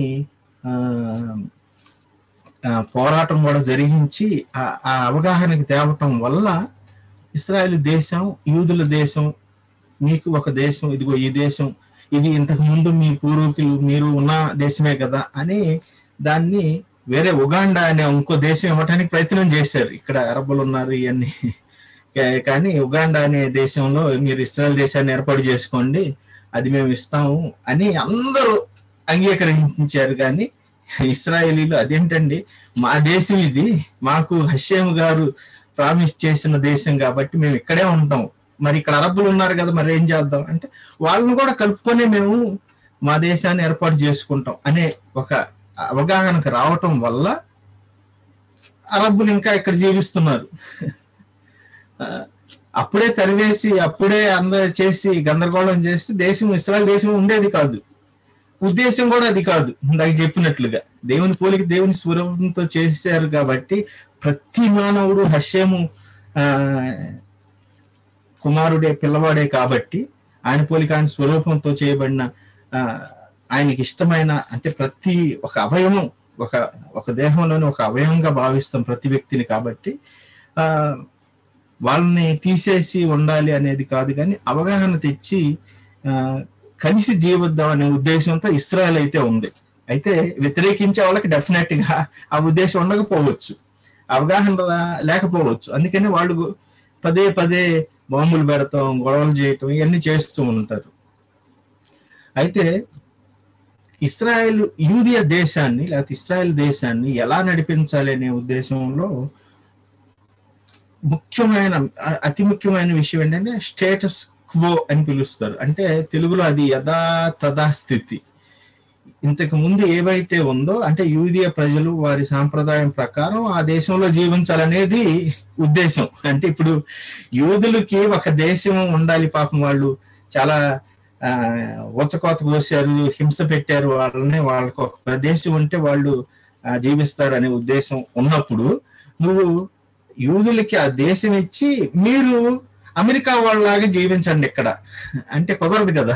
లేకపోతే ఇండియా వాళ్ళలాగా జీవించండి, విగ్రహారాధన చేస్తూ, లేకపోతే వేరే వేరే విషయాలు ఏదన్నా కానివ్వండి, పంచులు కట్టుకోండి, లేకపోతే ఇట్లాంటి ఎలా కుదురుతుంది? యూదీ దేశం అన్నావంటే నువ్వు యూదులుగా ఉండాలి. కాబట్టి ఏముండాలి ఈ దేశంలో, ఏ విధంగా ఈ దేశాన్ని నడిపిద్దామంటే స్టేటస్ క్వో అంటారు దాన్ని. అంటే మతపరమైన, ఆచారపరమైన విషయాల పట్ల, అంటే ఇది యూదీ దేశం కాబట్టి యూదీ ఆచార వ్యవహారాలు కొనసాగించాలి. పండుగలు కానివ్వండి, షబ్బాతులు కానివ్వండి, లేకపోతే దేన్ని బట్టి నిర్ణయిస్తాము అంటే మతపరమైన విధానాన్ని ఈ రబినేటు వారు కూడా సమ్మతించి వారు ఏమైతే ఇదిగో ఇది మన దేశంలో ఉండాలి, నైతిక విలువలు, తోరా స్టడీ ఏమైతే ఉండాలి అని నిర్ణయించారో, అందరూ కలిసి అప్పుడు నిర్ణయించుకున్నారో అదే దాన్ని ఎవరు కదిలించరు, అది చాలా వరకు కదలదు. కాబట్టి ఈ పండుగలు కానివ్వండి, యూదీయ ఆచార వ్యవహారాలు కానివ్వండి, అవి డెఫినెట్ గా ఉంటాయి. మరి మిగతా వారు ఉన్నారు కదా అంటే 86% కాదు, కానీ యూదులు ఒక అరబులు 20%, సింపుల్ గా చెప్పాలంటే 80-20 అనుకుందాం. ఈ 80% యూదులు అనబడే వారిలో కూడా 20% అరబ్బులు ఉంటే ఈ 20% లో కూడా యూదులు ఉన్నారు. యూదులు వేరే వాళ్ళని చేసుకున్న మిళితమైన ప్రజలు ఉన్నారు ఈ 80% లో. మళ్ళీ అంటే యాక్చువల్గా యూదులు ఎంతమంది అంటే 60% ఉండొచ్చు. 60% యాక్చువల్గా యూదులు ఉన్నారు. ఇంకొక 20% క్రైస్తవులు కానీ మిశ్రిత లేకపోతే వేరే వాళ్ళని చేసుకోవటం వల్ల యూదులు అలకా ప్రకారం యూదులు కాని వారు. అది అది టెర్మినాలజీ. లా ప్రకారం ఈ అలకా ప్రకారం ఒక యూదుడు అంటే ఎవరు అంటే యూదురాలికి పుట్టినవాడు లేకపోతే యూదునిగా మారినవాడు. ఈ ఇద్దరు మాత్రమే యూదులు అనబడతారు ప్రపంచంలో. ఎక్కడికన్నా వెళ్ళండి, యూదుడు అంటే ఎవరు అంటే యూదురాలికి పుట్టాడా లేదా యూద మతాన్ని స్వీకరించి యూదునిగా మారినవాడు. ఇద్దరిని అతన్ని కూడా యూదుడు అంటాం కన్నా గేర్ అంటారు, మారిన వ్యక్తిగా భావిస్తారు. అంటే యూదత్వాన్ని తీసుకుని బోర్న్ జూ కాదు, జన్మ తరంగా పుట్టిన యూదుడు కాదు, కానీ మారిన యూదుడు, మారిన ఒక వ్యక్తి, అన్యుడు యూదునిగా మారాడు అనే డిస్టింక్షన్ కూడా ఉంది. ఏదేమైనప్పటికీ వీళ్ళందరినీ ఒక గ్రూప్ లో మనం పెడతాం అనేది జరుగుతుంది. కాబట్టి ఈ 60% యూదుల్లో మనం ఇక మిశ్రిత వాళ్ళని కూడా యూదుల కింద లెక్కేసుకున్నా అంటే అది వాళ్ళ తండ్రి గారు యూదుడై ఉండొచ్చు. అట్లా ఉన్నప్పటికీ కూడా వాళ్ళల్లో 85% దాదాపుగా రిలీజియస్ ప్రకారం వారి యొక్క ఆచార వ్యవహారాల ప్రకారం సంస్కృతి ప్రకారం వెళ్ళాలని ఆశిస్తారు. అంటే పిల్లవాడు పుడితే 8వ రోజుకి నేను సున్నతి చేయాలని ఆచారాన్ని పాటిస్తాడు. పెళ్లి చేసుకోవాలంటే రబ్బీ గారి దగ్గరికి వెళ్ళి చేసుకోవాలి అనేది పాటిస్తాడు. షబ్బాత్ వస్తుందంటే షబ్బాత్ పండుగ వస్తుందంటే పండుగ అందరం ఫ్యామిలీ కలిసి పండుగ చేయాలనే ఆచార వ్యవహారాలను పాటిస్తూ ఉంటాడు. 85% దానికి సమ్మతి. ఇప్పుడున్న ఇస్రాయల్ దేశంలో 85% ట్రెడిషన్ మీద ఆధారపడి వెళ్ళాలనేదే ఇష్టం అందరికి. ఇది మా చరిత్ర, మా సంస్కృతి. అయ్యో నేను పెసక్ పండుగ రోజున నేను రొట్టె ఎలా తింటాను, అయ్యో అది ఎప్పుడు జరగలేదే, మా పితరులు ఎవరు అలా చేయలేదే, చాలా మంది చనిపోయారని భావిస్తారు వాళ్ళు. ఒకవేళ మరి నువ్వు ఎంత రిలీజియస్ గా ఉన్నావు, నువ్వు బాగా ప్రతిరోజు షబ్బాత్ పార్టీ అంటే ప్రతిరోజు ప్రార్థన చేస్తావా అంటే నాకు ఆ టైం లేదండి అంటే. నువ్వు అసలు దేవుణ్ణి నమ్ముతావా అంటే ఉన్నాడో లేదో నాకు తెలియదు. సున్నతి జరిగిందని 8వ తారీఖునే జరిగింది, 8వ రోజున జరిగింది, అదేంటి అలా అడుగుతారు? అది మా ఆచారం అది. అట్లా వాళ్ళు అంటే ఆచార వ్యవహారాలను బాగా దాని మీద బేస్ అయ్యి ఇష్టపడి అది ఖచ్చితంగా గుర్తు తెచ్చుకొని పలానా పేసక్ రోజున ఇలా జరిగింది అని చాలా మంది ఇప్పుడు దేవుడు లేడు అని నమ్మే యూదులు కూడా ఉన్నవారు కూడా మా తాతగారండి పెద్ద రబ్బీ అండి, తోరాలు స్కాలర్ అండి, ఈయన అలా చెప్పేవాడండి అని చెప్తూనే ఉంటారు.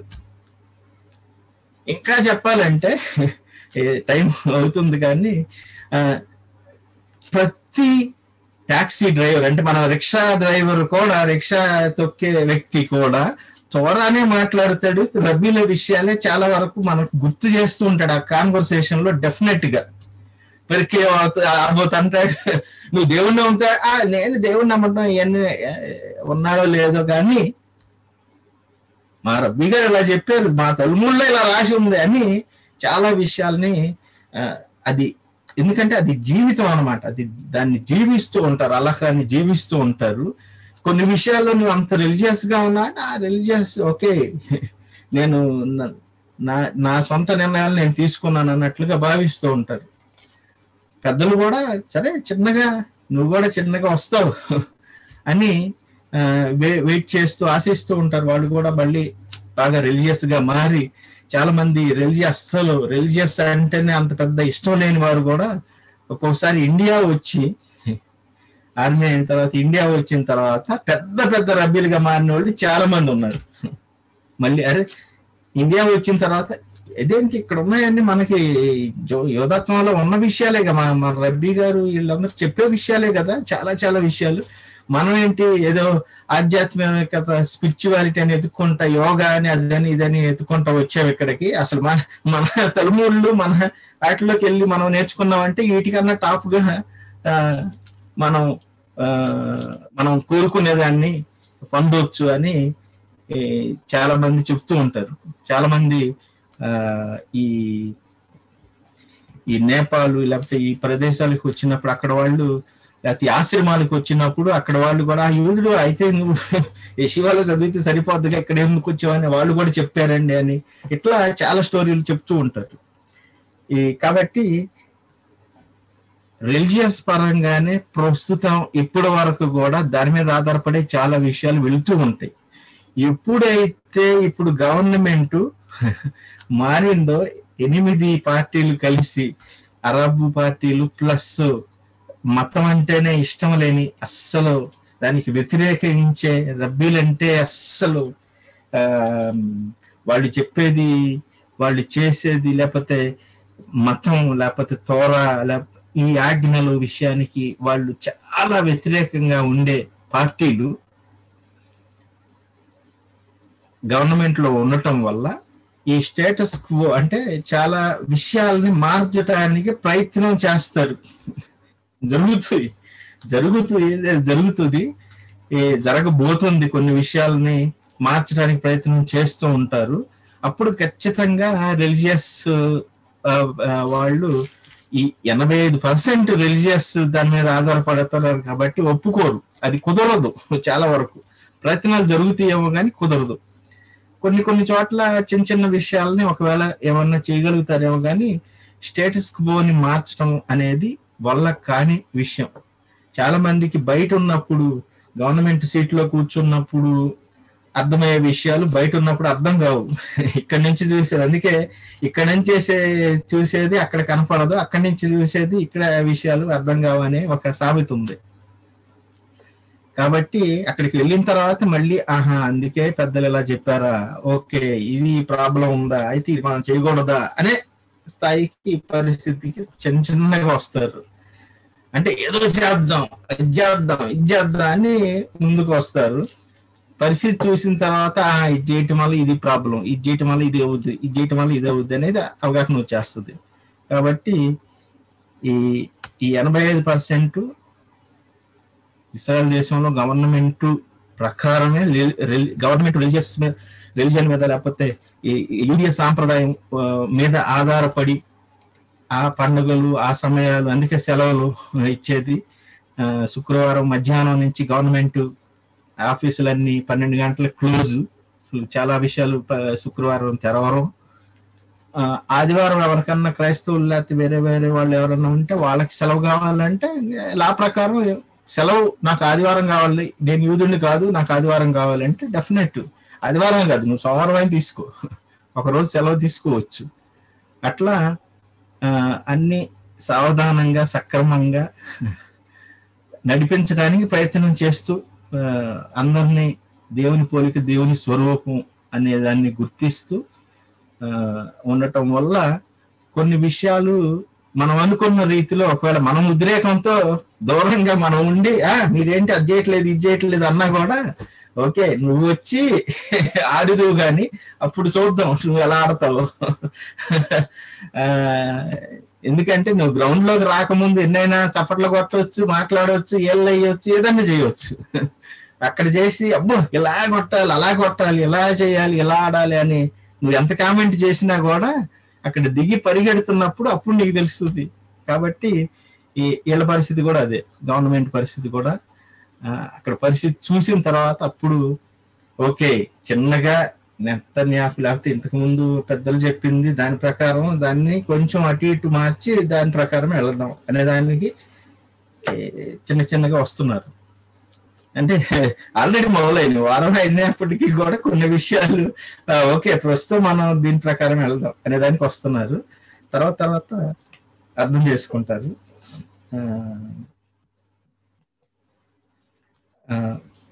ఓకే మోజెస్ గారు మీ ప్రశ్న కూడా అడగండి, తర్వాత మనం వేరే క్లాస్ ఉంది కాబట్టి. సార్ వినిపిస్తుందా సార్? వినిపిస్తుంది సార్. ఇప్పుడు ఇతర మనకి ఇప్పుడు మీరు చెప్పిన దాంట్లో కొంత నాకు అవగాహన వచ్చింది. ఇండియాలో చూసినట్లయితే ఎక్కడైనా ప్రార్థనా కూటాలు అవి జరిగేటప్పుడు ఇతర మతస్థులు కావాలనే అంటే చుట్టుపక్కల జీవించే ప్రజలే, దూరంగా ఉండేవాళ్ళు కాదు. కావాలని ఆటంకం చేయడం, అదే టైంలో వాళ్ళు కూడా పెద్ద మైక్ సిస్టమ్ తీసుకొచ్చి ఇబ్బంది పెట్టడం, ఇలా చేస్తున్నట్టుగా అక్కడ ప్రజలు ఎవరైనా అలా వ్యతిరేకత ఒక ఇంట్లో జరుగుతున్నటువంటి ప్రార్థన కూటాన్ని అంతరాయం కలిగించే విధానాలు ఏమన్నా జరిగినాయా సార్ అక్కడ? ఇది ఒక ప్రశ్న. తర్వాత అంటే త్వరలో ధర్మంగా న్యాయబద్ధంగా ఉన్న త్వరలో ఏది నచ్చక అసలు వాళ్ళు వ్యతిరేకత అనేది చూపిస్తున్నారు? గవర్నమెంట్ ఎప్పుడైనా వారితో ఆ విషయాల గురించి చర్చించి మీకు ఏది కావాలంటే అది ఇస్తాం మేము, మాతో మీరు సానుకూలంగా ఉండండి అని అలా ఏమన్నా చెప్పిన సందర్భాలు ఉన్నాయా? అది కూడా వివరణ ఇవ్వండి సార్. చలో. ఇస్రాయల్ దేశంలో ముస్లింలు మసీదులు మైకులు పెట్టి పెద్ద గందరగోళం అంటే నమాజ్ చేయటం అనేది కొన్ని ప్రదేశాలు, అంటే ఇప్పుడు కొన్ని అరబ్బు లేకపోతే ముస్లిము పట్టణాలు ఉన్నాయి, అంటే 99% వేరే క్రైస్తవులు వాళ్ళు వీళ్ళు ఉంటారేమో 1% 2%, కానీ 99% అరబ్బులు ఉండే పట్టణాలలో వాళ్ళు మైకులు పెట్టుకొని ఏదైనా చేయొచ్చు, అది అంత పెద్ద ఇబ్బంది ఉండదు. ఇక్కడ బయట మైకు పెడితే పోలీసులు అరెస్ట్ చేస్తారు. బయట అంటే పర్మిషన్ లేకుండా ఇది ఆటంకం కలిగించే పరిస్థితి అయితే డెఫినెట్ గా ఇక్కడ ఉన్న రూల్ ప్రకారం నేను కూడా ఇప్పుడు ఫోన్ తీసి సార్ ఇక్కడ ఏదో గొడవ జరుగుతుంది, సౌండ్ వస్తుంది చూడండి అంటే టక్కుమని పోలీసు వచ్చేస్తుంది. ఏంటి ఎవరు పెద్దగా అరుస్తున్నారంట అంటే ఇంట్లో గొడవ జరిగి నువ్వు పెద్ద వాదన చేస్తున్నా కూడా పోలీసులు వస్తారు. కొన్ని ప్రదేశాల్లో డెఫినెట్ గా నువ్వు పెద్దగా అరుస్తున్నావు అంటే ఏంటి నీ ప్రాబ్లం ఏంటి అనేది ఖచ్చితంగా పక్కన వాళ్ళందరూ ఇది ఒక ఇంట్లో పరిస్థితి లాగా ఉంటుంది ఇస్రాయల్ దేశంలో. అంటే యూదయ పరిస్థితి చాలా వరకు వేరువేరుగా ఉన్నప్పటికీ కూడా అందరూ యూదయ ప్రజలు ఏం జరుగుతుంది, ఓకే ప్రాబ్లమా తీసుకొచ్చి వెంటనే సాల్వ్ చేయడానికి ప్రయత్నం చేస్తారు. కాబట్టి మైకులు పెట్టి గందరగోళం చేసి ఇది చేయటం అనేది అది నేను ఎప్పుడు చూడలేదు. అయితే రాళ్ళు విసరటం, ఈ మధ్య జరుగుతున్న గందరగోళాలు, ఈ అరబులు చేస్తున్న విషయాలు అవి జరుగుతున్నాయి. ఇప్పుడు అవి చిన్నగా పెద్ద యుద్ధం లాగా మారే విధానం రాబోతుంది. ఇంకొక నెలలోనో ఏదో ప్లాన్ చేస్తున్నారు, మళ్ళీ ఇంకొక యుద్ధం లాగా రాబోతుంది. అంటే గొడవలు జరుగుతూనే ఉన్నాయి, ఈ అరబులు రాళ్ళు వేయటం, గందరగోళం చేయటం. అది మీ ప్రశ్నకి అంటే ఆటంకపరిచేది ఎవరైనా యూదులైనా సరే ఎవరైనా ఆటంకపరచడం అనేది జరిగితే మాత్రం పోలీసులు వెంటనే అరెస్ట్ చేస్తారు, అది వెంటనే వచ్చేస్తారు, ఆర్మీని కూడా దించేస్తారు, పెద్ద సమస్య కాదు. ఇక పల్లెటూరులో అరబ్బు పట్టణాలకి దగ్గరగా ఉన్న చిన్న పల్లెటూర్లు ఏమన్నా యూదియా పల్లెటూర్లు ఉంటే అప్పుడు ఆ నమాజ్ వినపడుతూ ఉంటుంది, మైకు పెట్టి వినపడుతూ ఉంటుంది. అది కూడా లా ప్రకారం ఎంత సౌండ్ ఉండాలి అనేది కూడా లాలో ఉంది కాబట్టి దాని ప్రకారం ఉందా లేదా అనేది చెక్ చేస్తారు. అక్కడ వాళ్ళ ప్రదేశం కాబట్టి వాళ్ళు పెట్టుకోవచ్చు, అది అవకాశం ఇచ్చారు కాబట్టి. అయితే మిగతా వారి సంగతి ఎందుకు రిలీజియస్ వారు ఎందుకు అంటే ఒకవేళ వాళ్ళకి అవకాశం ఇచ్చిన వాళ్ళు ఎందుకు రాపోవటానికి కారణం ఏంటి అంటే చాలా మంది హోలోకాస్ట్ లో చాలా మందికి జనరల్ గా చాలా మంది చెప్పేది ఏంటంటే హోలోకాస్ట్ లో అంటే హిట్లర్ సమయంలో జరిగిన పరిస్థితులు, అప్పుడున్న ఊచకోత కానివ్వండి, గ్యాస్ ఛాంబర్స్ కానివ్వండి, అనేక మంది మిలియన్ యూదులు చనిపోవటం వల్ల తప్పించుకున్న వారు దేవుడు ఉంటే ఇలా ఎందుకు జరుగుతుందనే కంక్లూజన్కి రావటం జరిగింది. అదేంటి దేవుడు ఇలాంటి పరిస్థితుల్లో మనల్ని ఎందుకు కాపాడాలి కదా అనే ఒక అంటే అది ఒక కారణం. అది చాలా మంది వారు కొంతమంది బాగా బలపడినప్పటికీ కూడా వారిలో కొంతమంది డెఫినెట్ గా మతాన్ని విడిచిపెట్టడం అనేది జరిగింది. దాని కారణంగా అది ఫ్యాక్ట్, అంటే చాలా మంది చెప్తూనే ఉంటారు, దానివల్ల నేను వదిలేశాను అనేది. అయితే ఇప్పుడున్న పరిస్థితుల్లో ఇక్కడ హోలోకాస్ట్లో లేకపోయినప్పటికీ ఇప్పుడున్న పరిస్థితుల్లో చాలా మంది ఎందుకు అంటే మతం అనేది అంటే తోరాలో ఉన్న ఆజ్ఞలు పాటించాలంటే చాలా కష్టమైన విషయం, చాలా కష్టమైన విషయం. అది ఏదో నేను తోర పాటిస్తున్నానని మనం అనుకుంటున్నామేమో కానీ ఆ రెస్ట్రిక్షన్స్ ఆ పరిస్థితి చాలా వేరే స్థాయిలో ఉంటుంది. చాలా కష్టమైన క్లిష్టమైన పరిస్థితి. మనకిష్టమైన విషయం మనం చేసుకోలేని పరిస్థితిలో ఉంటాం. అందరూ దానికి ఎలా ఒప్పుకుంటారు అంటే నేను ఇప్పుడు సిగరెట్ తాగాలని నాకు అనిపిస్తుంది, దానికి అలవాటు పడ్డాను, చిన్నగా బానిసను కూడా అయిపోయాను, నేను గంటకు ఒకసారి తాగకపోతే నేను జీవించలేను అనే విషయానికి వచ్చినప్పుడు షబ్బాత్ అండి సిగరెట్లు కాల్చకూడదండి అని మనం చెప్తే ఎలా ఒప్పుకుంటారు? అప్పుడు అతను నీకు షబ్బాత్ అయితే నువ్వు చేసుకో, నేను మాత్రం ఇది లేకపోతే జీవించలేను అనే టైప్కి అట్లా చాలా మంది అంటే ఇది ఒక్కటే కాదు, నేను సరదాగా ఉదాహరణ ఇస్తున్నాను. అనేక విషయాల్లో వారు ఇష్టపడరు. అదేంటి ఫలానా అమ్మాయిని నేను ప్రేమించాను, అమెరికాలో అమ్మాయి చాలా అందంగా ఉంది, ఎందుకు చేసుకోకూడదు? నువ్వు యూదుడు నాయన, నువ్వు చేసుకోకూడదు, నువ్వు పవిత్రమైన జనాంగం, నువ్వు అన్నిలు నీకు పుట్టేవాళ్ళు అన్నిలు అవుతారు అలకా ప్రకారం, ఇది జరగకూడదు అంటే లేదండి నేను నా ఇష్టం ఇది, నేను మతాన్నైనా వదిలేస్తాను కానీ నేను దీన్ని అది మనకు తెలిసిన విషయం. ఎలాంటి విషయాలన్నీ కూడా డెఫినెట్ గా ఇండియాలో కూడా ఉన్న విషయాలే. అందరూ వారి ఇష్టం వచ్చిన రీతిలో వెళ్ళడానికి ప్రయత్నం చేస్తారు. పెద్దలు వద్దన్న పెద్దలు అది చెప్పి ఇది చెప్పినా కూడా అదెందుకు తప్పు అవుతుంది, ఇదెందుకు దాని ప్రకారం అయితే నేను తోరా ప్రకారం వెళ్ళాలనే విషయానికి వస్తారు. కాబట్టి డెఫినెట్ గా కొంతమంది మతం అంటే వ్యతిరేకత చూపిస్తారు. చాలా మంది వాళ్ళ తల్లిదండ్రులు రబ్బీలు అవ్వచ్చు, వాళ్ళు ఇతర కార్యక్రమాల్లో నిమగ్నం అయ్యి ఈ డ్రగ్స్ అని లేకపోతే అదని ఇదని తాగుడని అలవాటు చేసుకొని రకరకాలైన వాటిలోకి వెళ్ళి ఈ మతాన్ని వ్యతిరేకిస్తూ అసలు బాధ్యతను అవగాహన చేసుకోకుండా వదిలివేయటం అనేది జరుగుతుంది. కాబట్టి ఎంత ప్రయత్నం చేసినా ఇప్పుడు రిలీజియస్ వాళ్ళు కూడా నేను ఇది పడితే చేస్తాను, నేను వచ్చి ఇప్పుడు మీ బెతికినేసేది మీరు చేసే దగ్గర నేను వచ్చి నాకు సరదాగా చెప్తున్నాను, ఇది పంది మాంసం లేకపోతే నాకు భోజనం తిన్నట్టు అనిపించదు, పండుగ రోజున అది డెఫినెట్ గా ఉండాలి అంటే ఈ రిలీజియస్ గా ఉన్నవారు ఎవరూ ఒప్పుకోరు దానికి. అదేంటి అసలు ఇస్రాయల్ దేశంలోనే అది నిషిద్ధం అయితే నువ్వు దాన్ని తీసుకురాకూడదు అంటే నువ్వు మళ్ళీ పండగ కదా అని దాన్ని మళ్ళీ అది ఒక మతం లాగా చేయకపోతే అది ఒప్పుకోరు. అట్లా అనేక విషయాలు చిన్న చిన్న విషయాలు కూడా ఒప్పుకోవటం అనేది కుదరదు. అందుకనే కొంతమంది వ్యతిరేకత చూపిస్తూ ఉంటారు, కొంతమంది డెఫినెట్ గా వారు చేయలేని పరిస్థితుల్లో దిగజారిపోయిన వారు కూడా ఉన్నారు చాలా చాలా విషయాలు. కాబట్టి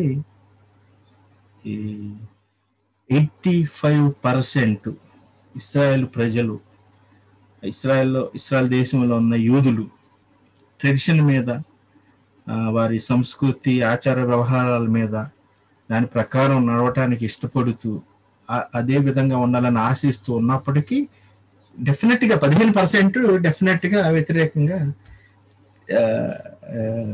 అంటే మతాన్ని వదిలివేయటం కానివ్వండి, లేకపోతే తోరాని మార్గంలో వెళ్లకుండా ఉండటం కానివ్వండి, ఇలాంటి చేస్తూ ఉంటారు. తర్వాత తిరిగి వస్తూ ఉంటారు, అటు ఇటు జరుగుతూనే ఉంటుంది అది. కాబట్టి డెఫినెట్ గా రాబోయే కాలంలో అనేక మంది దేవుని వైపు తిరగటం అనేది జరుగుతుంది. చిన్న చిన్నగా ఆశ్చర్యకార్యాలు జరుగుతున్నప్పుడు అనేక మంది మళ్ళీ చువా చేసి పశ్చాత్తాపడి తిరిగి రావటం, అనేక మంది తిరిగి రావటం జరుగుతుంది. కొంతమంది రిలీజియస్ గా ఉన్నవారు కూడా నేను ఇది చేయలేను అని రిలీజియస్ గా ఉండకపోవటం కూడా జరుగుతుంది. అది జనరల్ గా సాధారణంగా జరిగే విషయం ఎక్కడైనా కూడా.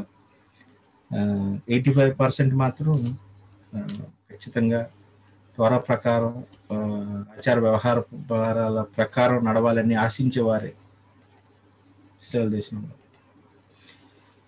ఓకే, తుదరబ్బా చాలా సమయం అయింది. మీకు ప్రశ్నలు ఉంటే రహీమి ఈ రబీ ఈ రహీమి అభిహాయ్ గారికి ఈ పెట్టండి, యాకూబ్ గారికి పెట్టండి, మేము ఆయనకి పంపించడం జరుగుతుంది. కుదిరితే ఇంకా అనేక విషయాలు తెలుసుకోవడానికి ఆయన మళ్ళీ క్లాస్కి ఆహ్వానిద్దాం, ఎప్పుడు కుదిరితే అప్పుడు. తుదారబా, అందరికీ వందనాలు, మళ్ళీ కలుద్దాం.